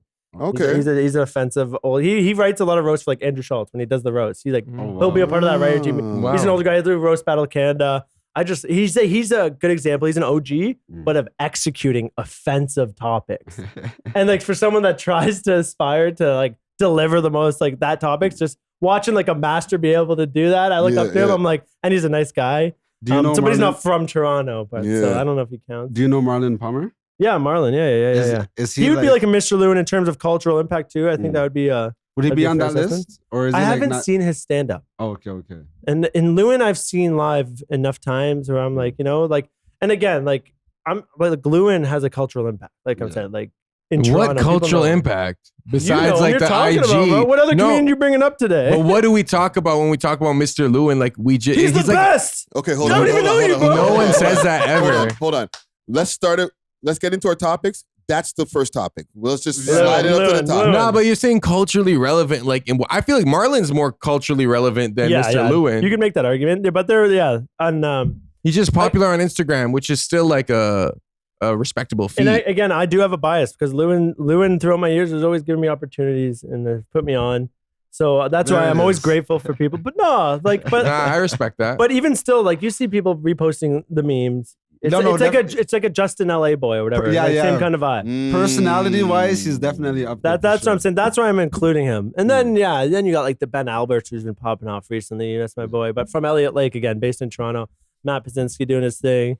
My boy Jared. But there's so many good comics, like straight up that are even better maybe as a stand-up. You know how many great headliners we have in Canada that have 500 followers? that are going to Yuck Yucks. They're signed to Yuck Yucks. They've been doing it 20 years. Some of the best stand-up you'll ever see. Yeah, but just haven't tapped into that social media side of it. I looked at the Juno comedian nominees, and most of them niggas only have 500 followers. Yeah, and If that. yeah, right. If that. And a lot of that is like could be like who's on the panel for deciding that stuff. Might be like you're nominating someone you know. I don't know. Exactly. I don't know how that even works. Do you have the Lewin clip? What about him? I don't have a clip about him. I had a post from him saying that he's like the top in the city, you know. But we need that. We need that energy. It was like, whatever, you guys. Okay, pull this one up on the screen. This is one that caught my eye when I was doing the live stream. Last night made my family proud. Can you read this from me, Zark? Canadian Screen Award winning. Please comedian. refer to me now as Canadian Screen Award winning comedian. Put some respect on that name there, Czar. I did it my way. I beat the industry. They blackballed me, put smut on my name, and still, all thanks to @Fabulous Kenny Robinson. Shout out Kenny Robinson, Nubian show. Yeah, he's sick. For putting me in front of the cameras to do my thing. Nubian night. Cheers to 30 more years. Thank you to the Canadian Academy for recognizing the greatness that is us. And shout out Mr. Drew 416 for telling Kenny 7 years ago that he should give me a chance. And I'm grateful both did. Shout out Kenny Robinson.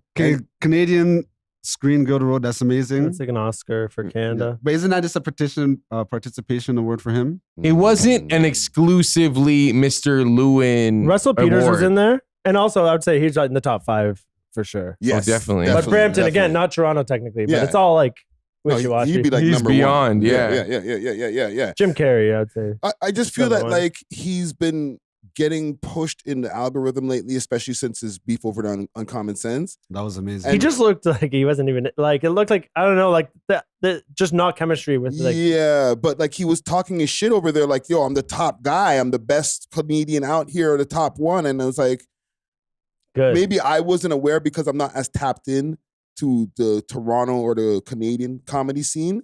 So I had to kind of go and do a little bit of investigation. But I have a comedian here. Yeah. Like, is he talking shit? Like, or is he like considered the top guy? I take it as like when like rappers, you know, people like you big up yourself. Yeah. And like even that podcast when they're going at it or whatever, I love that. We need more of that in this Toronto I enjoyed it as well. space. You know, like the best moments on Breakfast Club or when Charlemagne, like, you know, him and Darnell Rollins, good example of comedian. Yes. They're always beefing and they're always on. And those are the best moments. Like Toronto, we have like this like almost like not that like I fuck with all you guys, but you know that like fake friendliness thing that like we all do, and then like but like we need more confrontation. No, like that clip, it was good. Yes, we need people to be like, no, I'm the best. I don't even care. I don't want to hear it. Like I'm top dog. Like that's the energy. Like not everyone needs to be like that, but that kind of stuff is what is actually going to get people watching. And like that's why we're talking about it. If he went in there and like humble, like you know what, like I'm just been grinding, doing my thing. I'm okay. We're not talking about that, you know. Yeah. And like I don't hate that. It's like that WWE energy. I just You wish. know?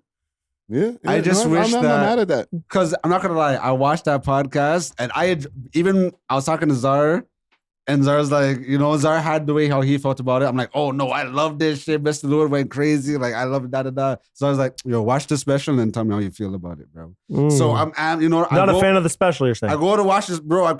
After 10 minutes, I have to cut this shit respectfully. You know what I mean? But I told you the specials I like. No, fair enough. You know And what I even- mean? So Even like look at Tony Hinchcliffe's recent special was a bomb. yeah. So Like I liked Lewin's more than Tony Hinchcliffe's Netflix special. yeah. Nah, Hinchcliff For sure. And Lewin's even I don't think it was that bad or anything. Like people are shitting on it, but like the thing you guys got to realize with comedy specials is it doesn't do it justice how it is live per se.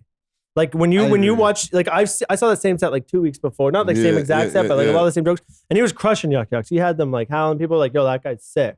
And then like, so sometimes when you record comedy, like you lose a bit of that like that spice, you know, from that live performance. So I think, and you're also comparing him to Eddie Murphy, and you're also Dave Chappelle, like the goats. Okay, wait, hold on, no. But he is number one in the city, though. I see what you're saying. You just said, oh, he was at Yuck Yucks crushing it. Yeah, he was. Yeah, my show. Yo, when I watched Tony Hinchcliffe do those arena shows, niggas who never did comedy ever, because they're in front of 30,000 people, they be crushing it, because people paid their money and they came out to Yuck Yuck specifically to laugh and shit. So I feel like they give you more grace and stuff. But like when you're filming your special, like I feel like at certain points they inserted laughs and shit. Like, I don't know, it just wasn't. You got to realize, for me, it's hard for me to criticize a body of work because I, as myself, I know how much effort and like soul we're putting into these body of works. And there's so many people that love to shit on art because that's what we were putting it out and it's opening for interpretation. But also, like, I understand, like, sometimes I hear people talk shit about a project. I'm like, yo, what have you put out in your life? What have you created? Jeez. Not you per se, but you know what I'm saying? Not you, because you be doing stuff. You're actually out here. But you know what I mean? Like, so there's like the average commenter. Yeah, you got to realize how much goes into that. And even still, like, there's a lot of specials. And I've watched a lot of comedians. It's not, if people are thinking it's like this worst special of all time, watch Brendan Schaub's Gringo Poppy. Oh my God. Brendan Schaub's a tough watch. I mean? But you know what I mean? Mr. Lewin put on a masterclass. It's comparable. Let's not get distracted though. The only reason why people are shitting on it is because he was saying, I'm the best, I'm number one. So the reason why I was a little disappointed is because you wanted him to come out that. You wanted that heat. Yeah, I wanted him to be like an asshole on the pod, be a dickhead or whatever. And then when you go check out his shit, it backs it up 100%. You know what I mean? Yeah. So then like, I just felt like I was kind of like, not blueballed or whatever, but I was kind of like, underwhelmed? Yeah, type shit. Yeah. And that's one of my biggest fears with Cracker Rap that I'm putting out. Like, no, seriously, I put all this effort into this and then I'm like listening back and then I'm like nitpicking everything. I'm like, why? I should have like redid this little, and then at some point you're like, I got to put the art out. Exactly. But here's the thing, like, people are going to be willing to hear you out because, you come across as a good dude, you're respectable. Or I got to come on here and be like, I'm the best. Who the hell are you? Yeah, you can and say maybe that. people tune in. Maybe you could people do like that. stream it. But I feel like the reason why people were going to be hypercritical of Mr. Lewin is because he was disrespectful to a woman. Like, it's one thing that if you're like going back and forth with like dudes on a pod and you guys are swearing, but when you kind of raise your voice at a woman, and then there's an element of race where it's like, as a black woman and you're a black man, how do you treat the black woman? Like, that's why people were like rushed to his special to be like, yo, you're trash. He even privated his video. He privated. You try to find the special right now. What are you telling me right now? Try to find the special right now. But I'm gonna play devil's advocate just because like I said, like I'm biased. Like you gotta stand up for comedians. Yeah. And I like that podcast. Like, how long did it take before they even like talked about it? Like, It wasn't even about did he go there thinking like it was like going to be like a thing about him? No, and then they didn't get into it. I don't know what the before vibe is. His whole vibe, if you watch the podcast, I think he didn't speak for the first like 5 minutes or so, but his body language is very like on his phone, unengaged, not really listening, not really present. And then when he was present, his attitude or his efforts might not have been where they could have been. But he did know, because even in that viral clip, he said, oh, when you guys told me this thing was going to be on the pod with us, I didn't want to do this shit. So, okay, we told you what it was going to be about, and you still pulled up with your bad vibes and shit. Like, at a certain point, the man's asking them questions. He's like, okay, I have a few more questions. I'm going to bang this out. He's like, yeah, bang this out. It's already been 2 hours. And respectfully, like, if a man came here and said that, I'll be like, yo, just leave right now then. Yeah. You know what I mean? Like, That being said, it goes back to the Akaash thing. We're talking about it. Good or bad. And that's, at the end of the day, good when you're a comedian. What's the best thing for a comedian? Getting canceled. I feel like it's... Hold on. Say more words. Say more words. No, I feel like this didn't help unless him. you do a Kramer. I feel like this didn't help him because I think it gave his haters more ammunition, and it also gave people who may not have even heard of Mr. Lewin like a distaste, because it's like, this is how you're presenting yourself. It's not even the first time that he's had beef with a Toronto female creator. Like we know about like some behind the scenes ish where like, he's cussing at girls and saying all type of crazy, and then apologizing. Like, why is it after. on site with Gelden? Yeah. As a man is crazy. It just looks crazy. You know what I mean? So I feel like Zara's right. If he did this with the next man, then it would have been more like, okay, we could choose, but it's hard to like choose a side of a man like beating down on a woman. I felt like he felt that his reaction to her would have been like more funny, like almost like if you're getting heckled at a comedy show and it's like, yo, bitch, who are you? And like everyone laughs, but like I feel like the audience was more for Claire in that situation because she kind of held her ground and she wasn't really being disrespectful. She actually called him out for his tonality. You got to make some jokes to make that shit ease the room instead of like making it like if that's the intention. Like if you want to ease the tension in the room, then as a comedian, like you got to make some jokes. That didn't look like no jokes. That was just anger. Yeah. But that being said, the emotions Kev is good. doing the best like defense of Lewin. Like you're actually Shout out my boy Lewin, bro. you're Shout out my boy actually a Lewin. loyal friend, so I I fuck respect with you. it. I fuck with you. But This is what Akaash wanted from Andrew Schultz and them. You know what I mean? No, but I love the way you again, brought that back. Again, you don't know what someone's like day is. Like, what if he had the worst day, bro? We No, don't know. you can tell. You can tell. Like, what if I don't know what's going through, bro? I don't know. Because what, apparently, like, he events just got off the happening. streetcar, you know what I mean? So, like, when Claire seen him, like, he was already in a bad mood before, you know? So, like, And yeah. again, I think that conflict is so good for the scene. There's so many boring podcasts. You know what I mean? Like, how many clips do you see of people confronting each other like that? Like, I want that. Like I said with Breakfast Club, the best moments are those. Yeah. people like we the drama. We need that in Toronto. We need that in this culture. We need those viral clips. We need people talking about like this up and coming comedian who says he's the best. And We need I don't men- really like his special personally, blah blah blah. But I'm talking about it now, and I'm on a pod. I'm making a video about it if I don't like it. Like how many? I don't know if you guys watch the comedy space, but you ever seen like podcast Cringe or like there's like Joke World. There's all these guys Too that lazy have, to try. Yeah, YouTube careers that are kind of like this kind of style, but for comedians and like just talking about comedy polys. Yeah. And then the comedians are probably like joking and like LOL, like they think this is happening, but really like, you know? No. They crushed Two Bears, One Cave. I'm like, I don't even want to watch that show after watching all those other videos, bro. Okay, let's get you out of comedian line, all right? And then let's. I'm on defense. I'm on Aaron Lewin's defense attorney here. Let's go. Okay, well, let's take you into You're the crown appointed state attorney. Yeah, you better bug me on your next show, man. Let me host. Right, good friend award goes over to Cringe Kev. Legal aid. Okay, so let's take you out of comedy line and then bring you into rapper line. Let's go. Go on. I got a breaking news for y'all. So apparently Pressa was in jail for a month. Or not was. He's currently still in jail. Really? Yes. He's gonna. For what? It says right now, and I'm gonna pull up the information. I gotta go put his info back in there, but I'll do that in a second. Free the boys. Yeah. But from what I was Get him back on Canadian soil. Yeah. I seen misdemeanor from when I was in my when I was doing my search, right? And he's supposed to be released by July, sometime in July or maybe late June. Okay.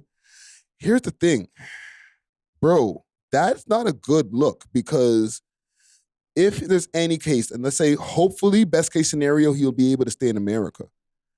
He can get dipped. He can get deported. You're not, as a comedian, and you just mentioned it's so important to be in America. For sure. Equally as a rapper, to be, especially coming out of Canada, you need to be in America. A misdemeanor, you could get sent back? It depends on what happened, fam. But from what I was able to find, I was like, oh shit, what the hell is this? And listen, I received some information from behind the scenes, and I went to go and do some.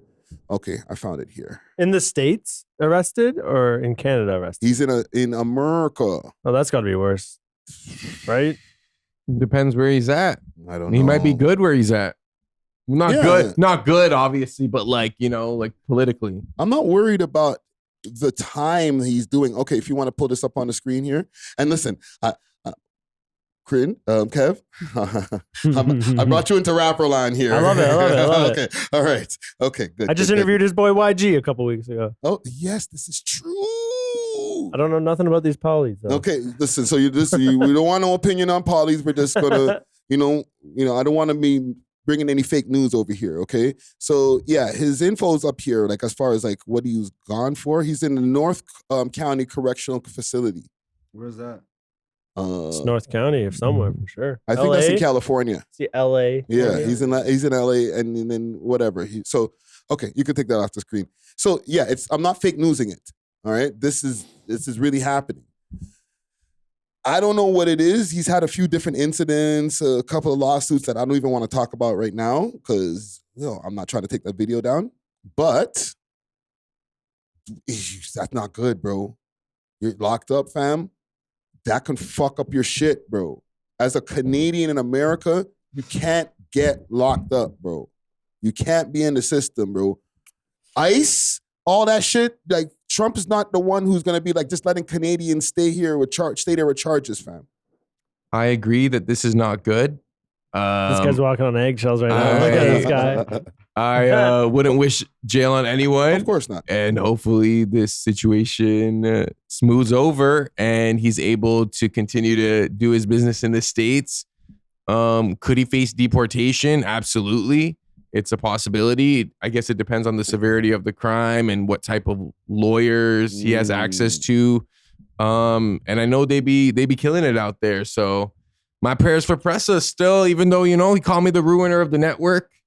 I want to wish. You that? He said, yeah, this guy's ruining the network. Oh, well, why are you ruining the network then, bro? I think we're past that now. Yeah, why don't you stop ruining the network then, man? Yo, but shout out Pressa. He's half Filipino, isn't he? I think he is part Filipino, yeah. Yeah. My wife's Filipino. I support the Filipinos. So, like, hopefully he gets it all cleared up, man. For the Filipino community. We need him out there. I'm saying we because I'm married in. Yeah. We need him out there. Okay. Yeah, that's my family. Yeah, my family. Okay, so let me give you guys something so you don't have to walk on eggshells as much. Let me walk on the eggshells. Man. I don't mind. Right? Worst case scenario that he does have to come back. What happens now? Because Tory Lanez is going to have to do that too once his sentence is done, right? He's not dealing with a super long sentence. He's been gone for he's almost a month now. Or actually, he's been gone for a little bit longer than a month. I think he'll be okay, bro. You got to work on that pardon. Yeah, that's the play, no? No, but like if you got to come back here and work on not the pardon, like you have to get waivers to come back in, okay? And it might take a while. You might have to be like over here for like the next 2 years. America might be lock off. What does he do? Europe tour. Australia, you find the countries you can do. There's obviously like, look at Kanye, you know, like he'll pop out in like New Delhi, India, do a show, you know? Like, I think you try to hit the international bag where you get let in. Okay. And I don't think Pressa uses touring as like his main source of income. I'm sure he can tap into that when he wants to or when he needs to, but obviously at this point they have multiple different business ventures. You're still making residual money from your current songs, so I think he's probably set himself up to be self-sustaining at this point. And now it's just about degrees of, you know, whether or not he can reach that next level of being able to tour around America. Okay. Natural?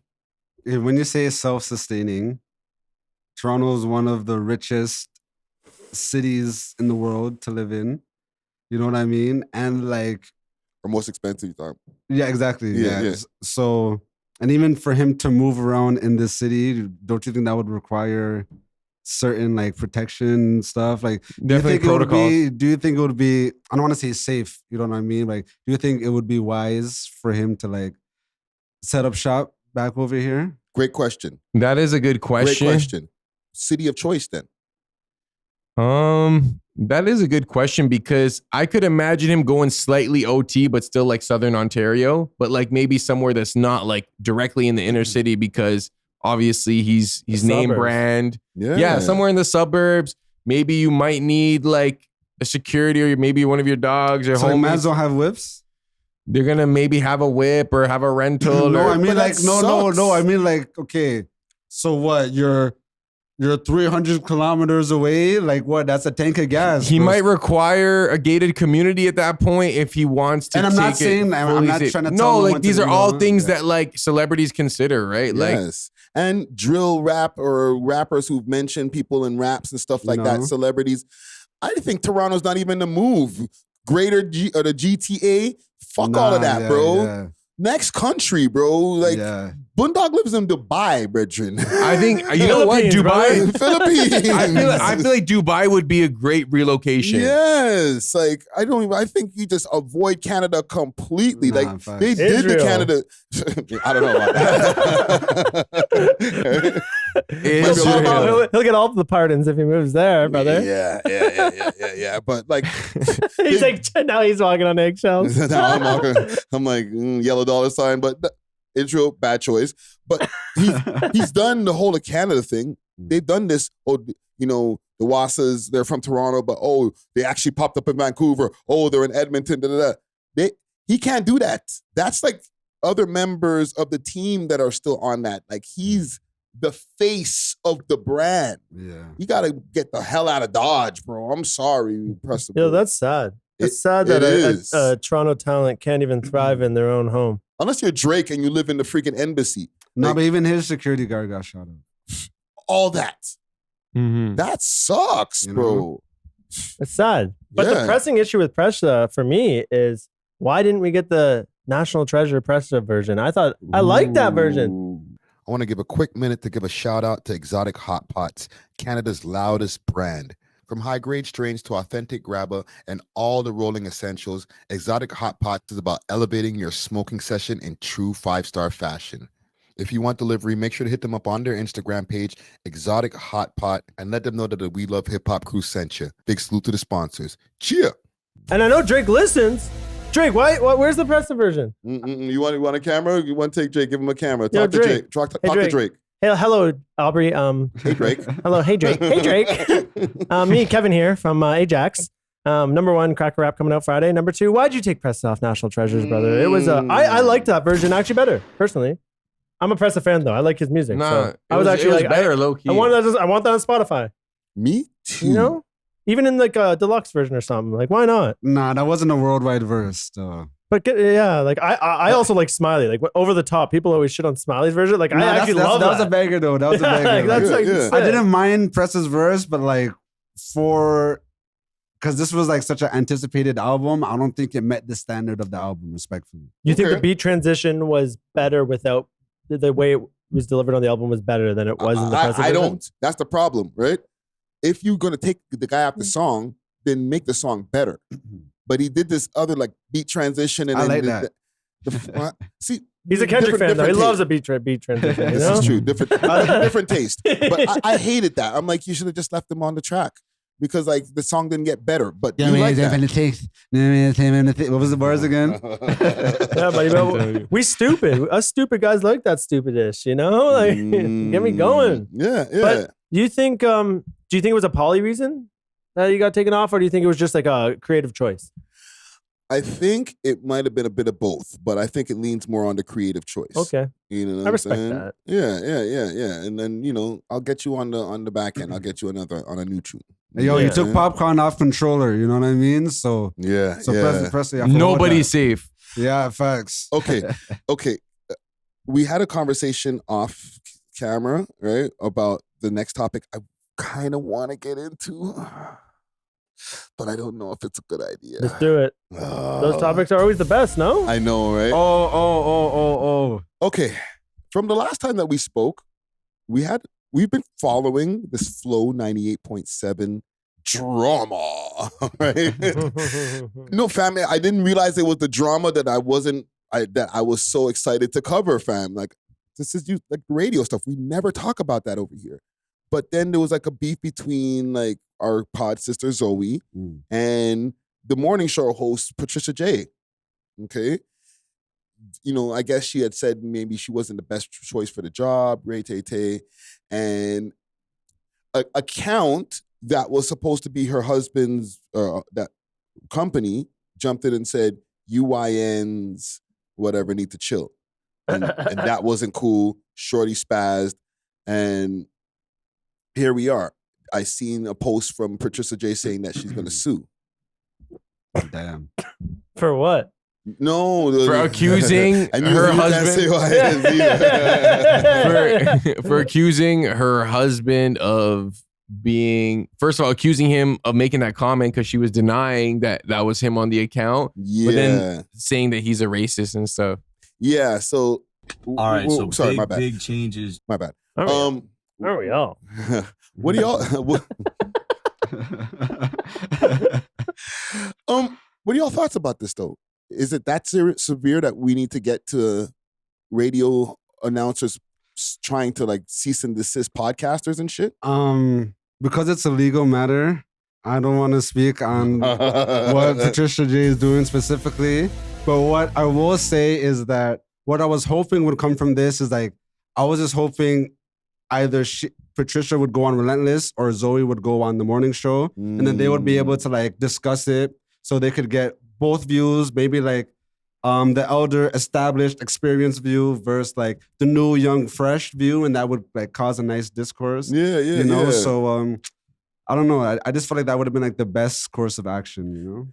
Is there a little bit of a thing between podcasters and radio? Like, do radio kind of look down at the podcast and other way around? Like, because I know in America they were kind of looking like Hot 97 at the time with Ebro and them. They used to be like, listen, man, you guys on your little YouTube channels and and kind of like, look down their nose at the content creators until they became them. You know what I mean? Yeah, I think the tides have changed. Like initially it was like, oh, we're real broadcast journalists and you guys are just podcasters. Like anyone could do that. Yeah. But then obviously now the podcasters are bigger than the radio show hosts. And I don't think there's tension.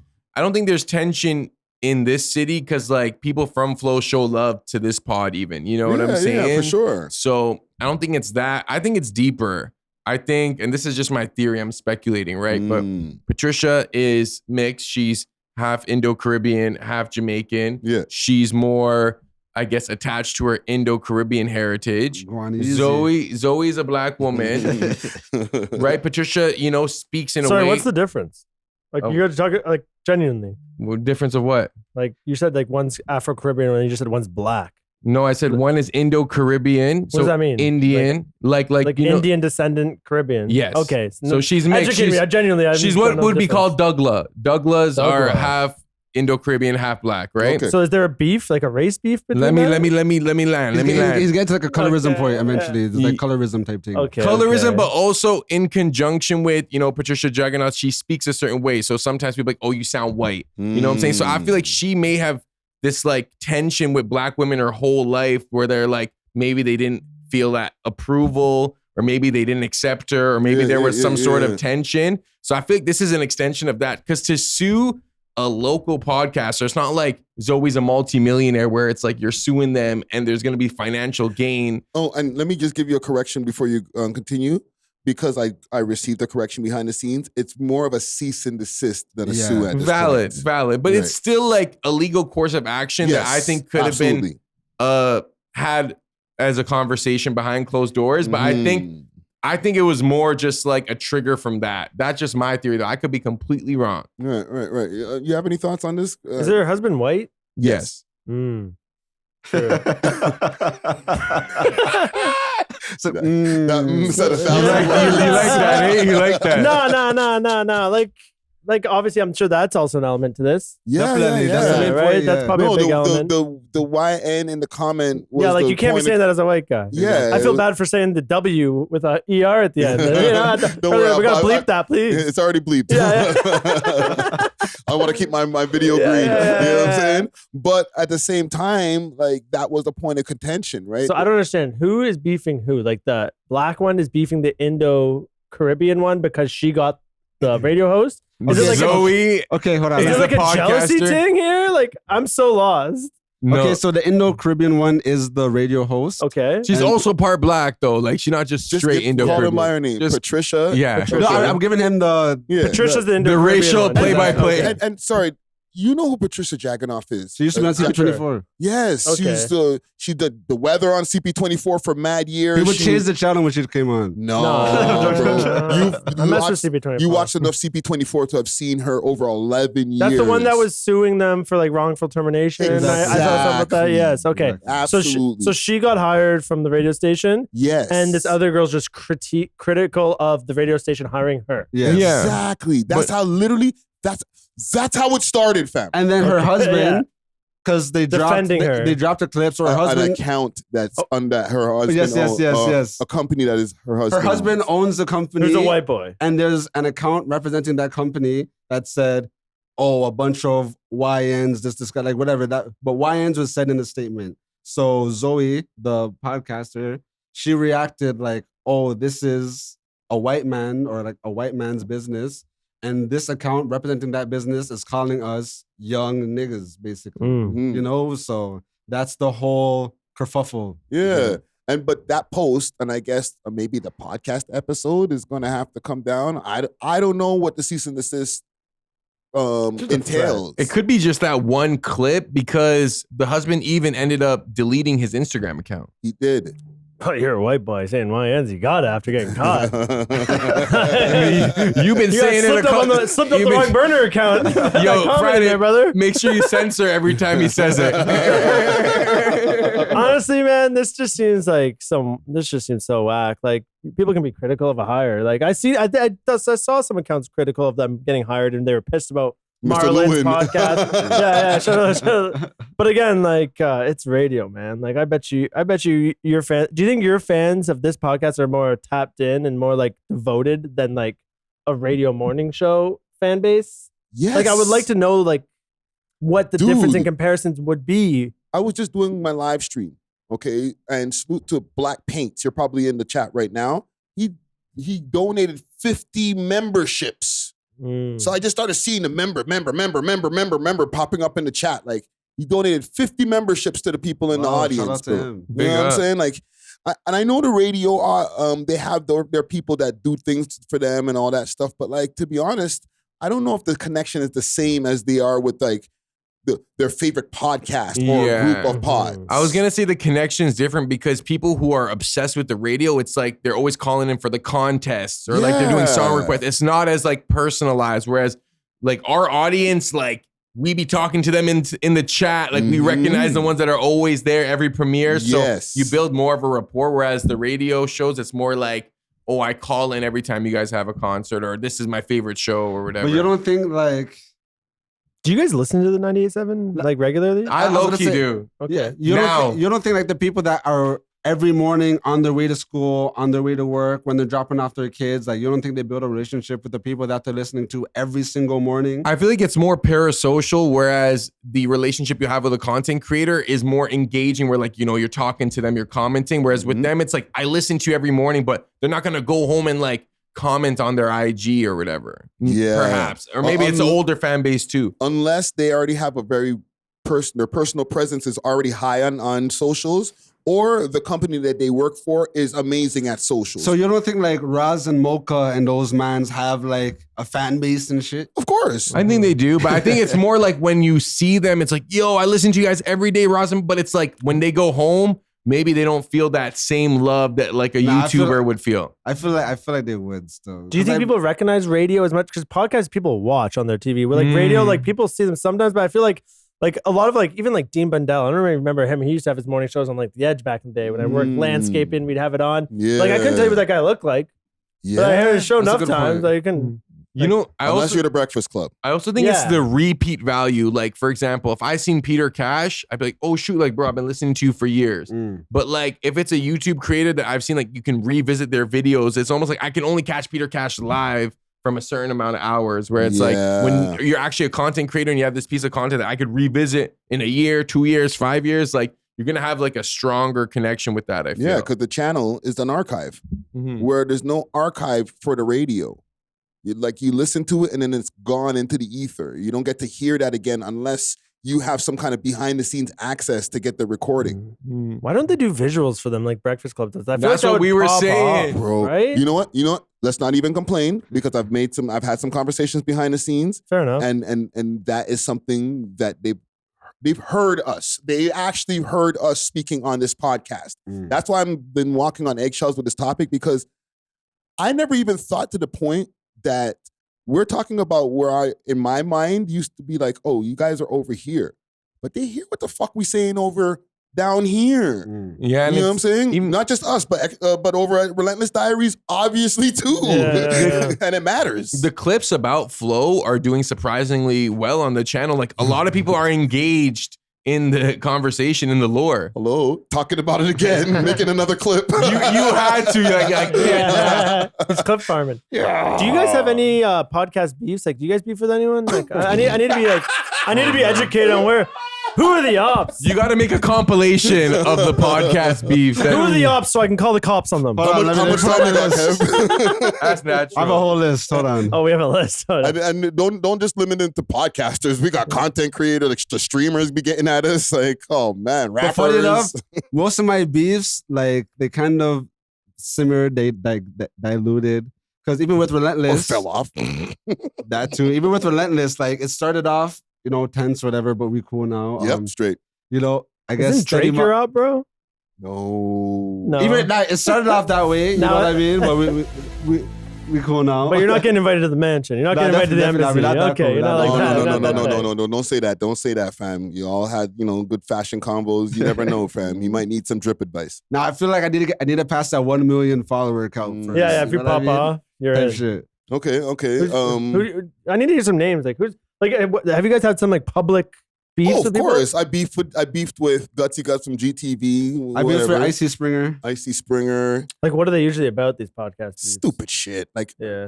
Oh, I didn't like your take, or I don't like the way you talked about me, or just dumb little kid shit. Life. Oh, what's his name? Dio Nation, Underground. What's Underground Nation? Sam. What's the name? Yeah. Underground Nation. He pops up on the screen. I'm sure if I see them. I'm awful with like names. If I see faces, I like recognize people. You'll usually see him like there's the news story behind him, and then he has like a French accent, and he's like, yeah, this thing is happening right now. Extra gravy. You beef with extra gravy? Why not? Why is that? Why those guys? It's long. I don't like fat niggas, bro. Oh, frick. I'm joking. I feel like you're Jamaican, no? Fat white woman, cool though. Hell no. I'm not that Jamaican. I was born here, bro. Not that Jamaican. I feel like the extra gravy beef was like low-key because of me. What'd you do? I just like called out Marlon for something. And then, like, I don't know, we just went on like a tirade. I inherited the beefs, though. Yeah, and now it's just natural. Were you saying some like to my word stuff and you pissed him off? No. It was more. What was it? You know what it was? I can't imagine what beef. You said he didn't have a whip. No, that's not what it was. That's disrespectful. I never said he didn't have a whip. No, what started it was because that same tutu's my word thing, right? Sure. Just to add to the op list for natural, also MT from Toronto Tide. Oh yeah. Yeah. So that happened with that. He liked one of my videos the other day. Right? And I think that's over too. But yeah, that's cool. When Marlon was reacting to that, Czar had an epic moment where he was like, "Yo, why does Marlon even trip, fam? Like, it should have been a bastard." Yeah, you went on a little rant. Yeah. I ranted because he was like, I said something like, "Yo." No, this is what happened. You went onto their pod and like he didn't know me or Dusty, but he said he watches the pod. So then like that was addressed to me and I'm like, bro, like I've literally like driven this guy home from Hamilton before. Like you know this guy. That's what you said. I don't think he knows me. But like whatever, like we've spoken before, whatever. Yeah. And then I was just like, oh, I'd rather be unknown with the potential of being known than being known and have no one care anymore or something like that, Okay, don't bring up bullshit. Okay. Yeah, but then after my bad. Nah, it's cool. This is historic. This is archive. Just know he is a comedian, so whatever it is, I take his side. Yeah, I could tell. I don't even know him at all. I'm on his we side. actually know each other. Yeah, we're actually best friends. Maybe we're best men at my wedding. No, I don't know. Not there. Though. Yeah, but after that, he kind of like got a resurgence because of the beef with the Brown Bandits that low-key Toronto Tide. Sorry, my bad. City Boy JJ. Yeah, man. And those guys. I say Brown Bandits with love though because I just feel like it sounds cooler, like it just flows better. Like, it sounds sick. I don't know why they got It's not a bad thing. It's not a bad thing. That's not their name. But they don't even have like one name. Like MT's not part of Toronto Tide low-key. That's like Raw King and them. Anyway, salute to all the podcasts. This guy wants to be like, what podcast beefs do you have? I know, right? What comedian beefs you have, nigga? What comedians do you not like? Yeah, call them out, bro. Now we don't know. You know what? People definitely don't like me, I'm sure. Bro, there's always that stuff. Who do you not like? Bro, give us one. What's beef? What? Not on like some on-site shit, but like you don't like their comedy. Their comedy doesn't make you laugh. No, I'm not like again. I'm not gonna do that because that's not who I am. I thought the city needed more of this. I thought the city needed more of this conflict, this tension. They do. So you got me. I honestly, I'm honestly a big pussy. I'm scared. I don't like. I'll say sorry to my wife, and like she could cheat on me, and I'll apologize. I'm sorry I drove you to do that. my Okay, decisions. he's I doing- don't like confrontation, so like You're doing that I wouldn't do it. self-deprecation shit to reverse it. So hold on. I'm gonna name some comedians. You can help me as well, and then you could Smash say, or pass. and if you like their comedy or not. Hold on. Rewind for a second. The man said he's such a pussy that she could cheat on him.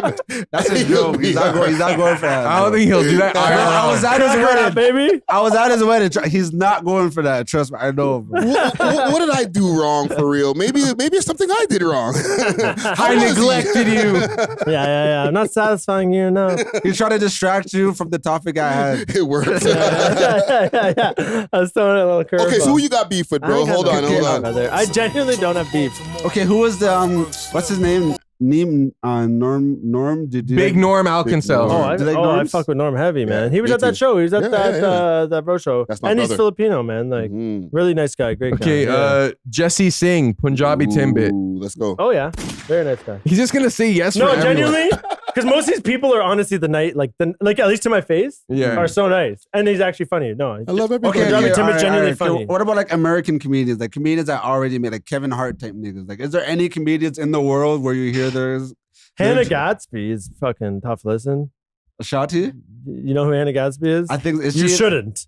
is she Yeah, like probably on not. TikTok and shit? Probably. She's like maybe a they them. Maybe I'd like. She's like I don't even know where she's from. But she's like, you know, like those like TED Talk comedians that get like clapped her and not laughter. Yeah. They just like, okay. you know, Like they just virtue go for, like, the signaling. applause. Yeah. You're not really getting those like laugh. I Like no, I approve. don't enjoy like that kind of comedy. Okay, what about Amy Like, laughter Schumer? Do you like comedy. her? Yeah, like no, like just because she's known for being, I think, a joke thief too, and for being disrespectful like to other comedians. From what I've heard, Yeah, she's a Okay, big joke so thief. so far the only comedians he dislikes are women Women, comedians. yes. Oh wow. I'm married. I hate all women but my wife and my Wait, mom. You saved it. You saved it. Okay, how about this? Not How- wearing the wedding ring. How about this? How about this? Since we want to get mixy, I'm gonna name a Toronto comedian. You tell me if they're better than you or you're better than them. Let's Fun go. here. All right, let's go.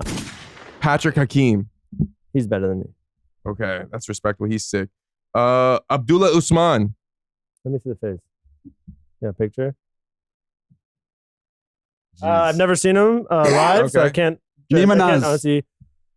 He's better than me. Marlon Palmer. I haven't seen him live, but I would assume he's better than me. Like his career's doing better than mine. Line of questioning over, bro. I haven't seen him, man. This guy's he's just gonna pick C each G one. Jathiga? G Jathiga. Oh man, He's a that killer. that guy's better than me, bro. That guy's sick. That's my boy. So you're the worst comedian in the city? Buddy, I'm not. Have you ever heard anyone?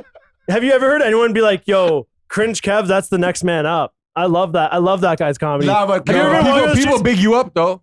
Yeah, they're like, "Oh yeah, you're that white guy that did that thing." I'm not following personally, but I've seen you somewhere. Bro. Nah, your face is more recognizable than most man's. Yes. Yeah, Pause. but like for me, I can't say I'm better than anyone I feel like that's doing better than me in the space. I just feel like Like financially or like in terms both. of like if they're selling popularity. tickets, if they're more popular, like I feel like I can't be like I'm better than you. Like at least when Lewin's saying that, at least he's selling out rooms. He's doing his thing. You don't think you could sell out a room? I've sold out rooms before, sure, but like So- it's Oh not like my at the God. consistent level. This guy's making my brain hurt. He's got the self-deprecation thing down to a T. It's not even a joke anymore. It's just who he is. Like The problem is like I know I'm not the best. I've seen so many good comics. You know what I mean? I like know for sure that there are better people out there at this art form, and I want to strive to be the best. And like but at this point of where I'm at, I'm a solid middle.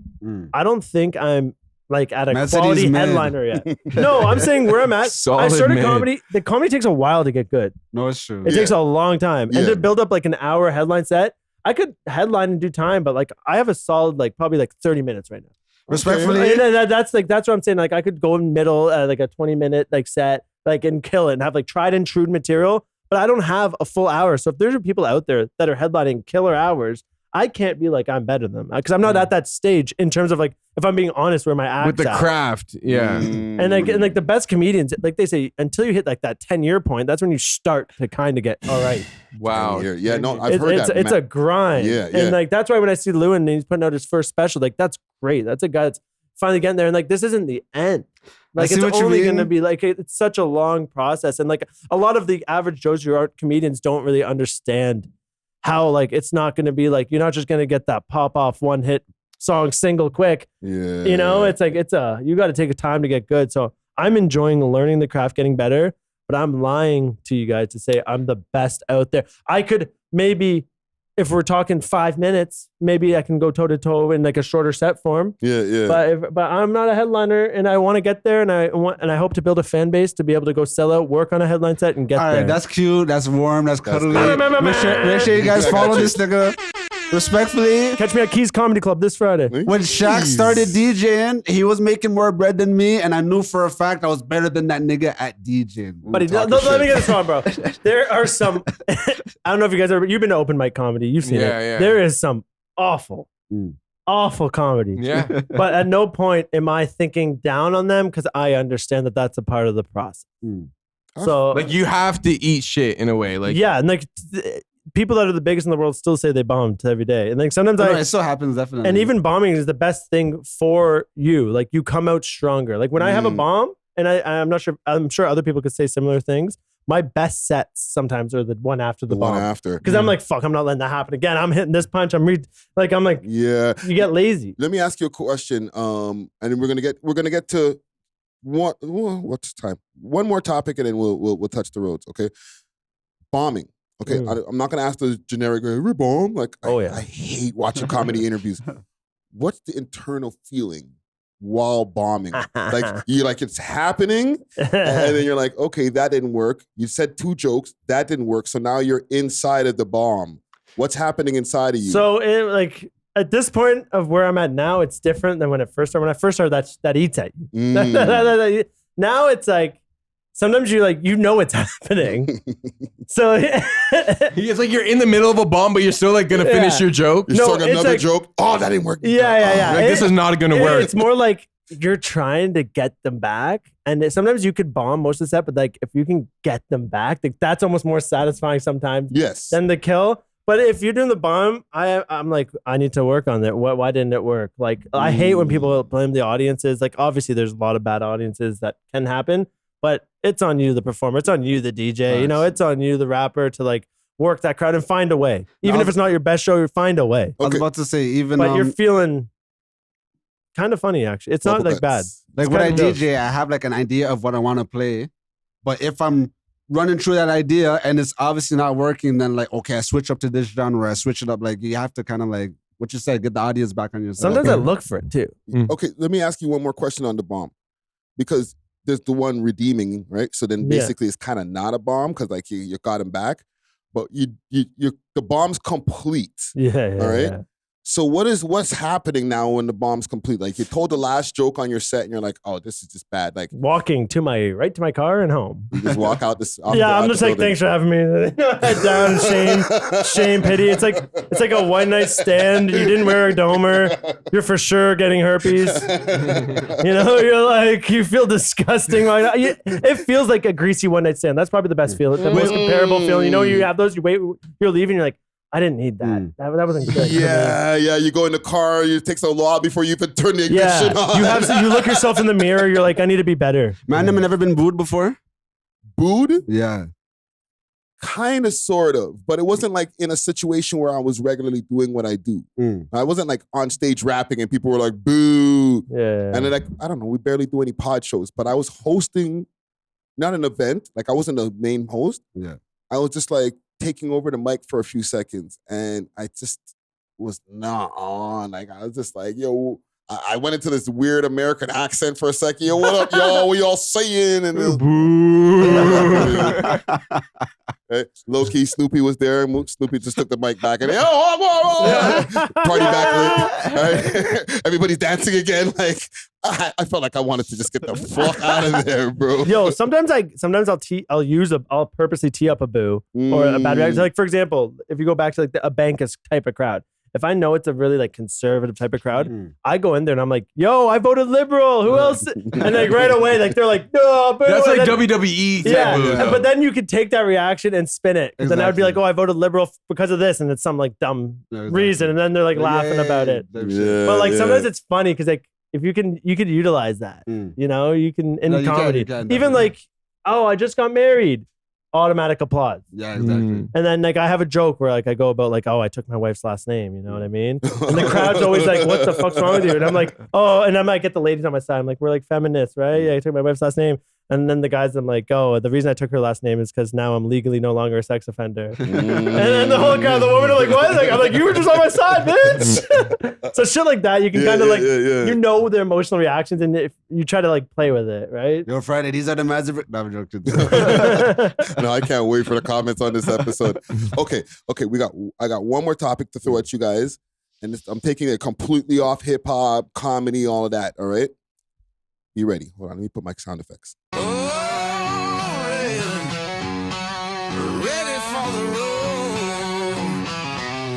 Roll Ready Detailing, now open 7 days a week from 8 to 5 p.m. 750 Oakdale Road, Unit 66, specializing in ceramic coating perpetual with warranty, PPF, tints, wraps, vinyl wraps, and hand car washes. Remember, we clean anything on wheels. Roll ready, ready for the road. Oh, Police are in danger. Okay, there has been 3 different shootings.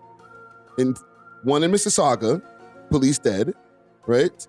The ETF that they had the funeral for today while we're filming this, Mark Penzinato, dead. Montreal police, dead. There's a manifesto from the Montreal police saying that this person is a part of the Incel movement. That's you guys. You have to talk about that. I got a bitch. I got one individual bitch. Oh, that's you. He's not an incel. He's not an incel. Okay, so I'm gonna play the video over but here. But my fans, stop doing that. I know, right? Definitely a Cringe Kev fan. Yeah, I hate when I see that stuff happen because I'm like, oh, I lost a follower. This guy got killed. Damn. Stand down. Okay, one take, Jake, if you could pull this up on the screen. This is courtesy of Global News. Montreal shooting suspect manifesto aligns with incel movement, experts say. Did not describe himself in the manifesto as an incel, but his dark and delusional worldview bears many of the hallmarks. So he wasn't it deplores what society has done to women in the perspective of this shooter, and his basically plan for revolution to overthrow society and remake it. The document is laden with incel ideology, calling for a new order and a global revolution. It decries the downfall of monogamy and highlights the need to get the female out of the workplace. Oh, he has a point.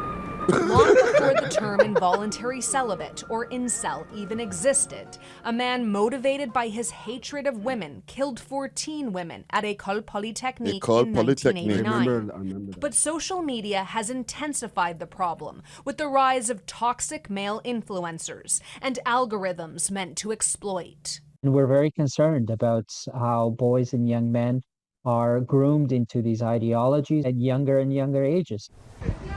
In 2018, a self-described incel killed 10 people in the Toronto van attack. Just last week, a parliamentary committee released a report warning of a spike in misogynistic rhetoric in the so-called manosphere. We are seeing concerning expressions of hostility towards women, alongside continued gaps in how our criminal justice system responds. These online communities can promote unhealthy views of what it means to be a man and manifest into real-world violence. So we need to have conversations and make sure that, the people around us are not being brainwashed. The new online harms bill is meant to address that. Okay, all right. Enough talking, woman. I'm playing. Okay, gentlemen, is there this? They're saying that this is a thing. Are we addressing the police officers that's been getting murdered, or just like the incels that are doing these attacks? There might be a combination of maybe some gang related, getting some of these police hit. This is my theory, but this whole incel thing, bro, the one in Montreal, it almost looked like an ambush. Like they were sent to a call, and when they got there, homie was ready in a position where he could just start shooting, and a shootout happened, and then that's in his manifesto. Bruh. But I feel because if he called the police and he wanted to book at the police, then he seems more of one of those oh, I'm mad at the system types rather than I'm mad at women. Because if he was cheesed at women, I feel like he would have just went somewhere where majority of women was at. He did. He went to a corn company. That place where where the shooting went down. Pornhub? No. Actually, it was one of the main. It was one of the main like head offices. It's based in Montreal, right? Yes, one of the main head offices of one of the biggest corn companies in. That's Corn Cub. That's in Montreal. Is it? Yeah, that's a Canadian They Montreal own company. a bunch of different companies, though. Yeah. but It wasn't that company that was named in the news story I heard, but it was like another company that is like one of the biggest ones in the world. So that's where he kind of like waited for them. I also think that the media spun this because how does 3 men die and it's misogyny? Like That's- 3 that's men what are I'm- dead. That's what I'm saying. No like- woman died, but somehow it's spun as like this whole like incel woman anti-hate movement. But like in Montreal, there was more than one person hit in that incident, right? And one of them was a cop, and I think an old white dude. Yeah. It's like what? Like, but somehow the guys are the guys that died. They wasn't like the other ones like that van attack. That guy's like, I'm an incel. I'm Exactly. doing it because this one's like he didn't say incel, but based on it, it aligns with some ideologies. But he shot 3 dudes. It was one Or sentence. like 2 dudes and himself. So I feel like he's watching like those, not revolutionaries, but like those conspiracy mans. I think and, it's, yeah. And sometimes they sprinkle in incel ideology, but more times they talk about, oh, get the system, get at the system, da. More times they're anti-corn and all that stuff. You know what I mean? I feel like he's one of those like conspiracy guys where it's like, oh yeah, if I'm going out, I'm taking out some feds with me type thing. So the incel movement is not dangerous in any kind I think of it's way. definitely dangerous, but I just feel like they just saw this as an opportunity to like make a piece about it. Yeah, or maybe put them on target, basically. Yeah, you know what I mean? Put a target on their back. Where like, I mean, like this might have been like, I think I agree with you where it might have been like, I hate the system. I hate society Like, that I'm Alex lashing out Jones. in general. Yeah. You know what I mean? Yeah. Crazy person type stuff. I almost want to say that it's like a characterization or form of propaganda where it's like we should be aware of like these anti-female misogynists who are growing in number. But I do think the incel community especially emerged as a result of the feminist movement, almost like to contradict it, or like that was their movement and they're like, this is ours. But I don't get it though, because the feminist movement was like sexual liberation, where like they trying to fuck niggas. So like how is you not getting pussy? They're trying to fuck certain mans. Like, can't you just hire? You don't know facts. But they want like a real experience. But I agree, like the feminist movement like made girls more loose in a way. So it's like it should be easier for you to get nons, you know? But I think back in the day when like sex was more gate kept, it was like, okay, like if everyone just waited their turn, like you would just find someone, you'd find a match, whatever. But now it's like girls are 18, 19 getting flown out to like LA to smash a Laker. And you're just like some 13-year-old nerd in your freaking basement. Yeah. And you're like, how can I compete? Girls, I hate them now. Like it builds resentment. But only because there's entitlement. I just feel like, okay, why you not cheesed at yourself for not building a better lifestyle? Like you're cheesed at the shotty because she doesn't want to fuck you. Well, then now you have like Clav, like mans like that who it's like they get cheese so they like looks max, but then they just become like infatuated with the idea of like their own self-excellence, and then it's not even about the girls anymore at that point. Like now you're just They're like too busy looking you're in the doing mirror. peptides. Because now, especially like when they talk about Kevin Samuels and stuff, like, bro, I went and I watched the man's stuff and I actually became a fan of the man because like when he's talking to the man name, he's like, oh, yo, if you're not working 70 hours a week, you're a waste type shit. Like, so I'm like, I was kind of confused. I'm like, oh, how is he such a woman hater if he's telling the man that they need to get better in order to like attract better women instead of just like trying about it? Yeah, or blaming the system or blaming women. It's like blame yourself. Like, bro. brother, transition, become a woman. You know what I mean? Like, if they have it so good, but go to Colombia, get yourself a pair of tits, and grow your hair out, and go to town. Do you think if the incel thing is a problem, you think women should just start fucking more niggas No. to kind of like alleviate that? No. Well, if they want to. That's like saying, should women stop dressing slutty and they wouldn't have like sexual assault? I know, right? That's honestly, man, like this incel thing, it's definitely an issue, and definitely like that. The internet in general, it sends people to the extremes in different echo chambers in different ways, and that's something that social media is a danger of. But if we have to look like do men kill themselves on way higher rates than any incel? Like if we're looking at men's mental health here, because like incels a severe mental health thing going on that is to get pushed to that. And I think the broader term is how do we fix this? I think there's a lot of men's mental health that seriously needs to be addressed. That would help the incel thing. And a byproduct of it is because of social media and other stuff. But like, bro, we're killing each other at crazy rates. One last thing. Why are we killing ourselves at crazy rates? I don't know. Not getting enough pussy. Maybe. Last thing I'll say on this, I think it was the whole participation ribbon generation. Is because we got rewarded for doing nothing.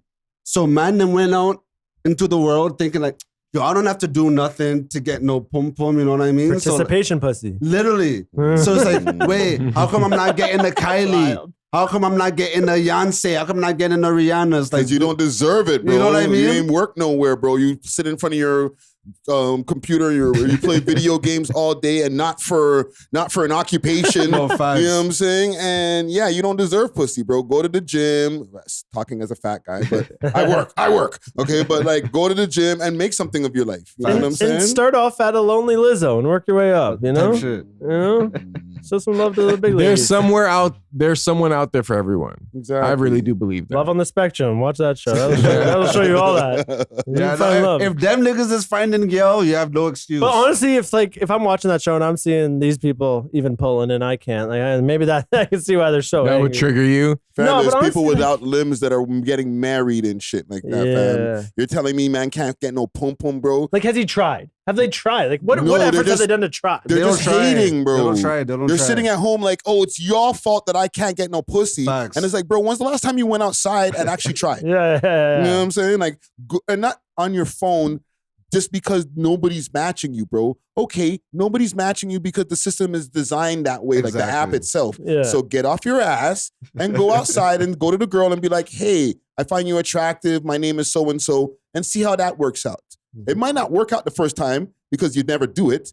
So then keep on doing it until like now you're like, okay, I'm good at this. That's literally how I met my wife. You know, funny story. I was doing No Nut November, and I was like, oh, I got to get off these dating apps because like I'm like not gonna execute this if we're on it. So I got off, and I remember once I got off those dating apps for that month, I had way better success. That whole month, I felt like, I don't know if it was because maybe the testosterone built up and No Nut November was working, but honestly, like I feel like women were hitting on me. Maybe it's because I wasn't trying to be so like getting them. And then that's the same month that I met my wife. Oh wow! And yeah, and so like ordained. And that's how I met her. And I asked her out in person. And she was like, yo, like half the reason I like it is like I've never really had the confidence just straight up be like, hey, you want to go out sometime? Yo, even when like, because I started doing this again recently, just approaching women in public. Even sometimes I'm into to get the number. I just like, oh wow, like you look very beautiful today type shit. Yeah. And people aren't having these interactions anymore, you know? So it's just like, yo, just try your thing. Yo, and we'll get out of this in a second, right? Before the RP or the red pill or whatever, they used to be the pickup artists, right?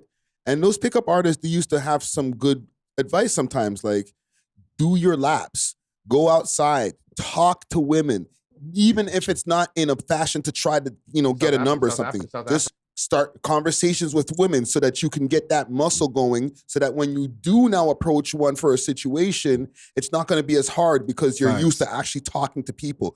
That's amazing advice, fam. As a youth, I would watch Keys to the VIP. That was on Comedy Central, you know? Yeah. And like, although sometimes it was bullshit, but yo, they'll give some good nuggets sometimes, you know? Yeah, that whole show was fake, bro. When I found out it was fake, when I found out, like I know people that were on the show, and then they told me exactly everything behind the scenes is all fake. It broke my heart, fam. But they still gave good advice, low key. They did. I was using those lines and like that advice back at school and high school and stuff, and I was getting yelled. Yes, and that whole show was based on going out to the club and seeing if you could pick up girls. Like, fam, there was nothing to do with swipe left, swipe right. Facts. Oh, who's in my area right now? Nothing like that. Let's go out and see who we can meet. Facts. Like, meet. See in person. Yeah, not MEAT. Okay, like go meet somebody.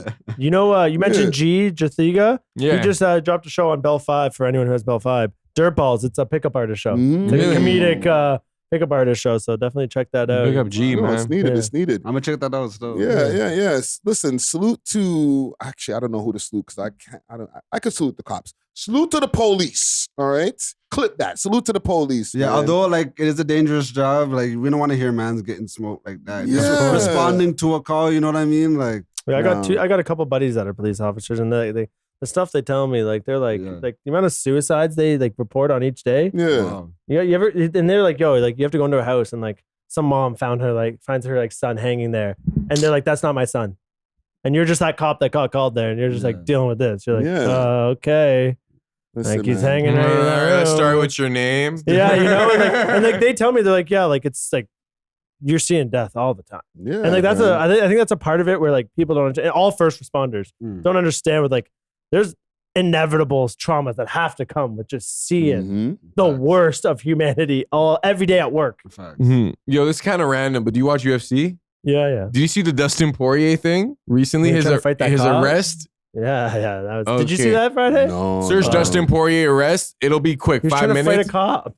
He said the N-word. He got arrested. He's a UFC former UFC champion or interim Oh champion. my God! I just put DUST. It popped up. The whole sentence. Dustin Poirier arrest is the first thing on the list. It's at the airport, Fam, bro. I just put DUST, bro. We have to. You're gonna thank me because you can clip this. It's very Yeah, this current is a right good now. current news thing happening. Yeah. Okay, I'm gonna use. This is gonna be a Darius- fresh reaction from him too. Yeah. What's up? Darius Ace. Yo, throw it down on the screen. Throw that on the screen there, Jake, for me, please. Let's go, big dog. What's going on? What's up? Bunch of hoes. Let's go. Let's go. Relax. No, they fucking lying motherfuckers. Huh? Yeah, pull me off the plane. All my boys went to the fucking crib. Now what the fuck? And this is why he got pulled off the plane. You Dustin Poirier? Man, fuck you, bro. All right, just relax. Man, fuck you and fuck her and fuck her. That cop is terrified. I'll fight you right now. No, I don't want to fight, bro. I'll go with you, ready? UFC fighter. Bro, I don't want to Let's fight. go. I don't Yeah, I'm wanna- good, fam. I'm good. Radio, have you Yeah, step tell it him. up. I don't get paid enough for It's gonna that. be bad. Bro, just It's step gonna be back. bad, my This is nigga. why I don't have any comedy ops, bro. What's up? Bro, You relax. wanna fight? Was he a black cop? Yeah. Damn, he dropped the N-bomb too. Boys not gonna fight. He's cornered. Oh, yo, pull out that taser, bro. Pull out that taser real quick. You pussy, boy. You pussy. We love bro, relax, bro. Relax, You bro. gonna take me, dog? Relax, Bro, I'm gonna bang you up. bro. Relax. I'm gonna do it. Just relax. Give me a good one. He's drunk. Sometimes you get so drunk you just turn black. I guess you know his whole demeanor is just like. Guys are UFC Bitch fighters. ass fucking bitches. You know. What's going on, brother? Talk to me. Man, the bitch is fucking lying hoes, man. Oh, they called the biggest cop they knew. Yo. Oh, now he's not trying to fight. Now you're not trying to fight. At least he cooperated. At the And end. watch this at the end. Watch. He's gonna. Hey, pound it. All right, man. Nah, you did a great job, bro. You did a great job. You did what you What the hell? Okay, so Let's go. are people upset by him using the N-word? Some people are. Some people are like, oh, like he has the pass. They're UFC Some- fans. No one cares. Some people are saying he's wig maxing. And wig maxing, that's new. Yeah. Wow. See, I'm a cracker. I don't mess with that. Wow. Okay, I'm not offended at the like him using it, even though like it is offensive. But like, and they're gonna call me a Tom. But the way he used it, I don't think he was like trying to get on some Chud the Builder type shit. He was just like he's too comfortable. That's what I'm annoyed It's at. He's too normalizing comfortable. it, though. It's normalizing it. Yes. I don't want it to be like, although it already is normalized, like, I don't want it to be Yeah, normalized. but I'm not mad at him using the word. I'm mad at the amount of level of comfort that he has.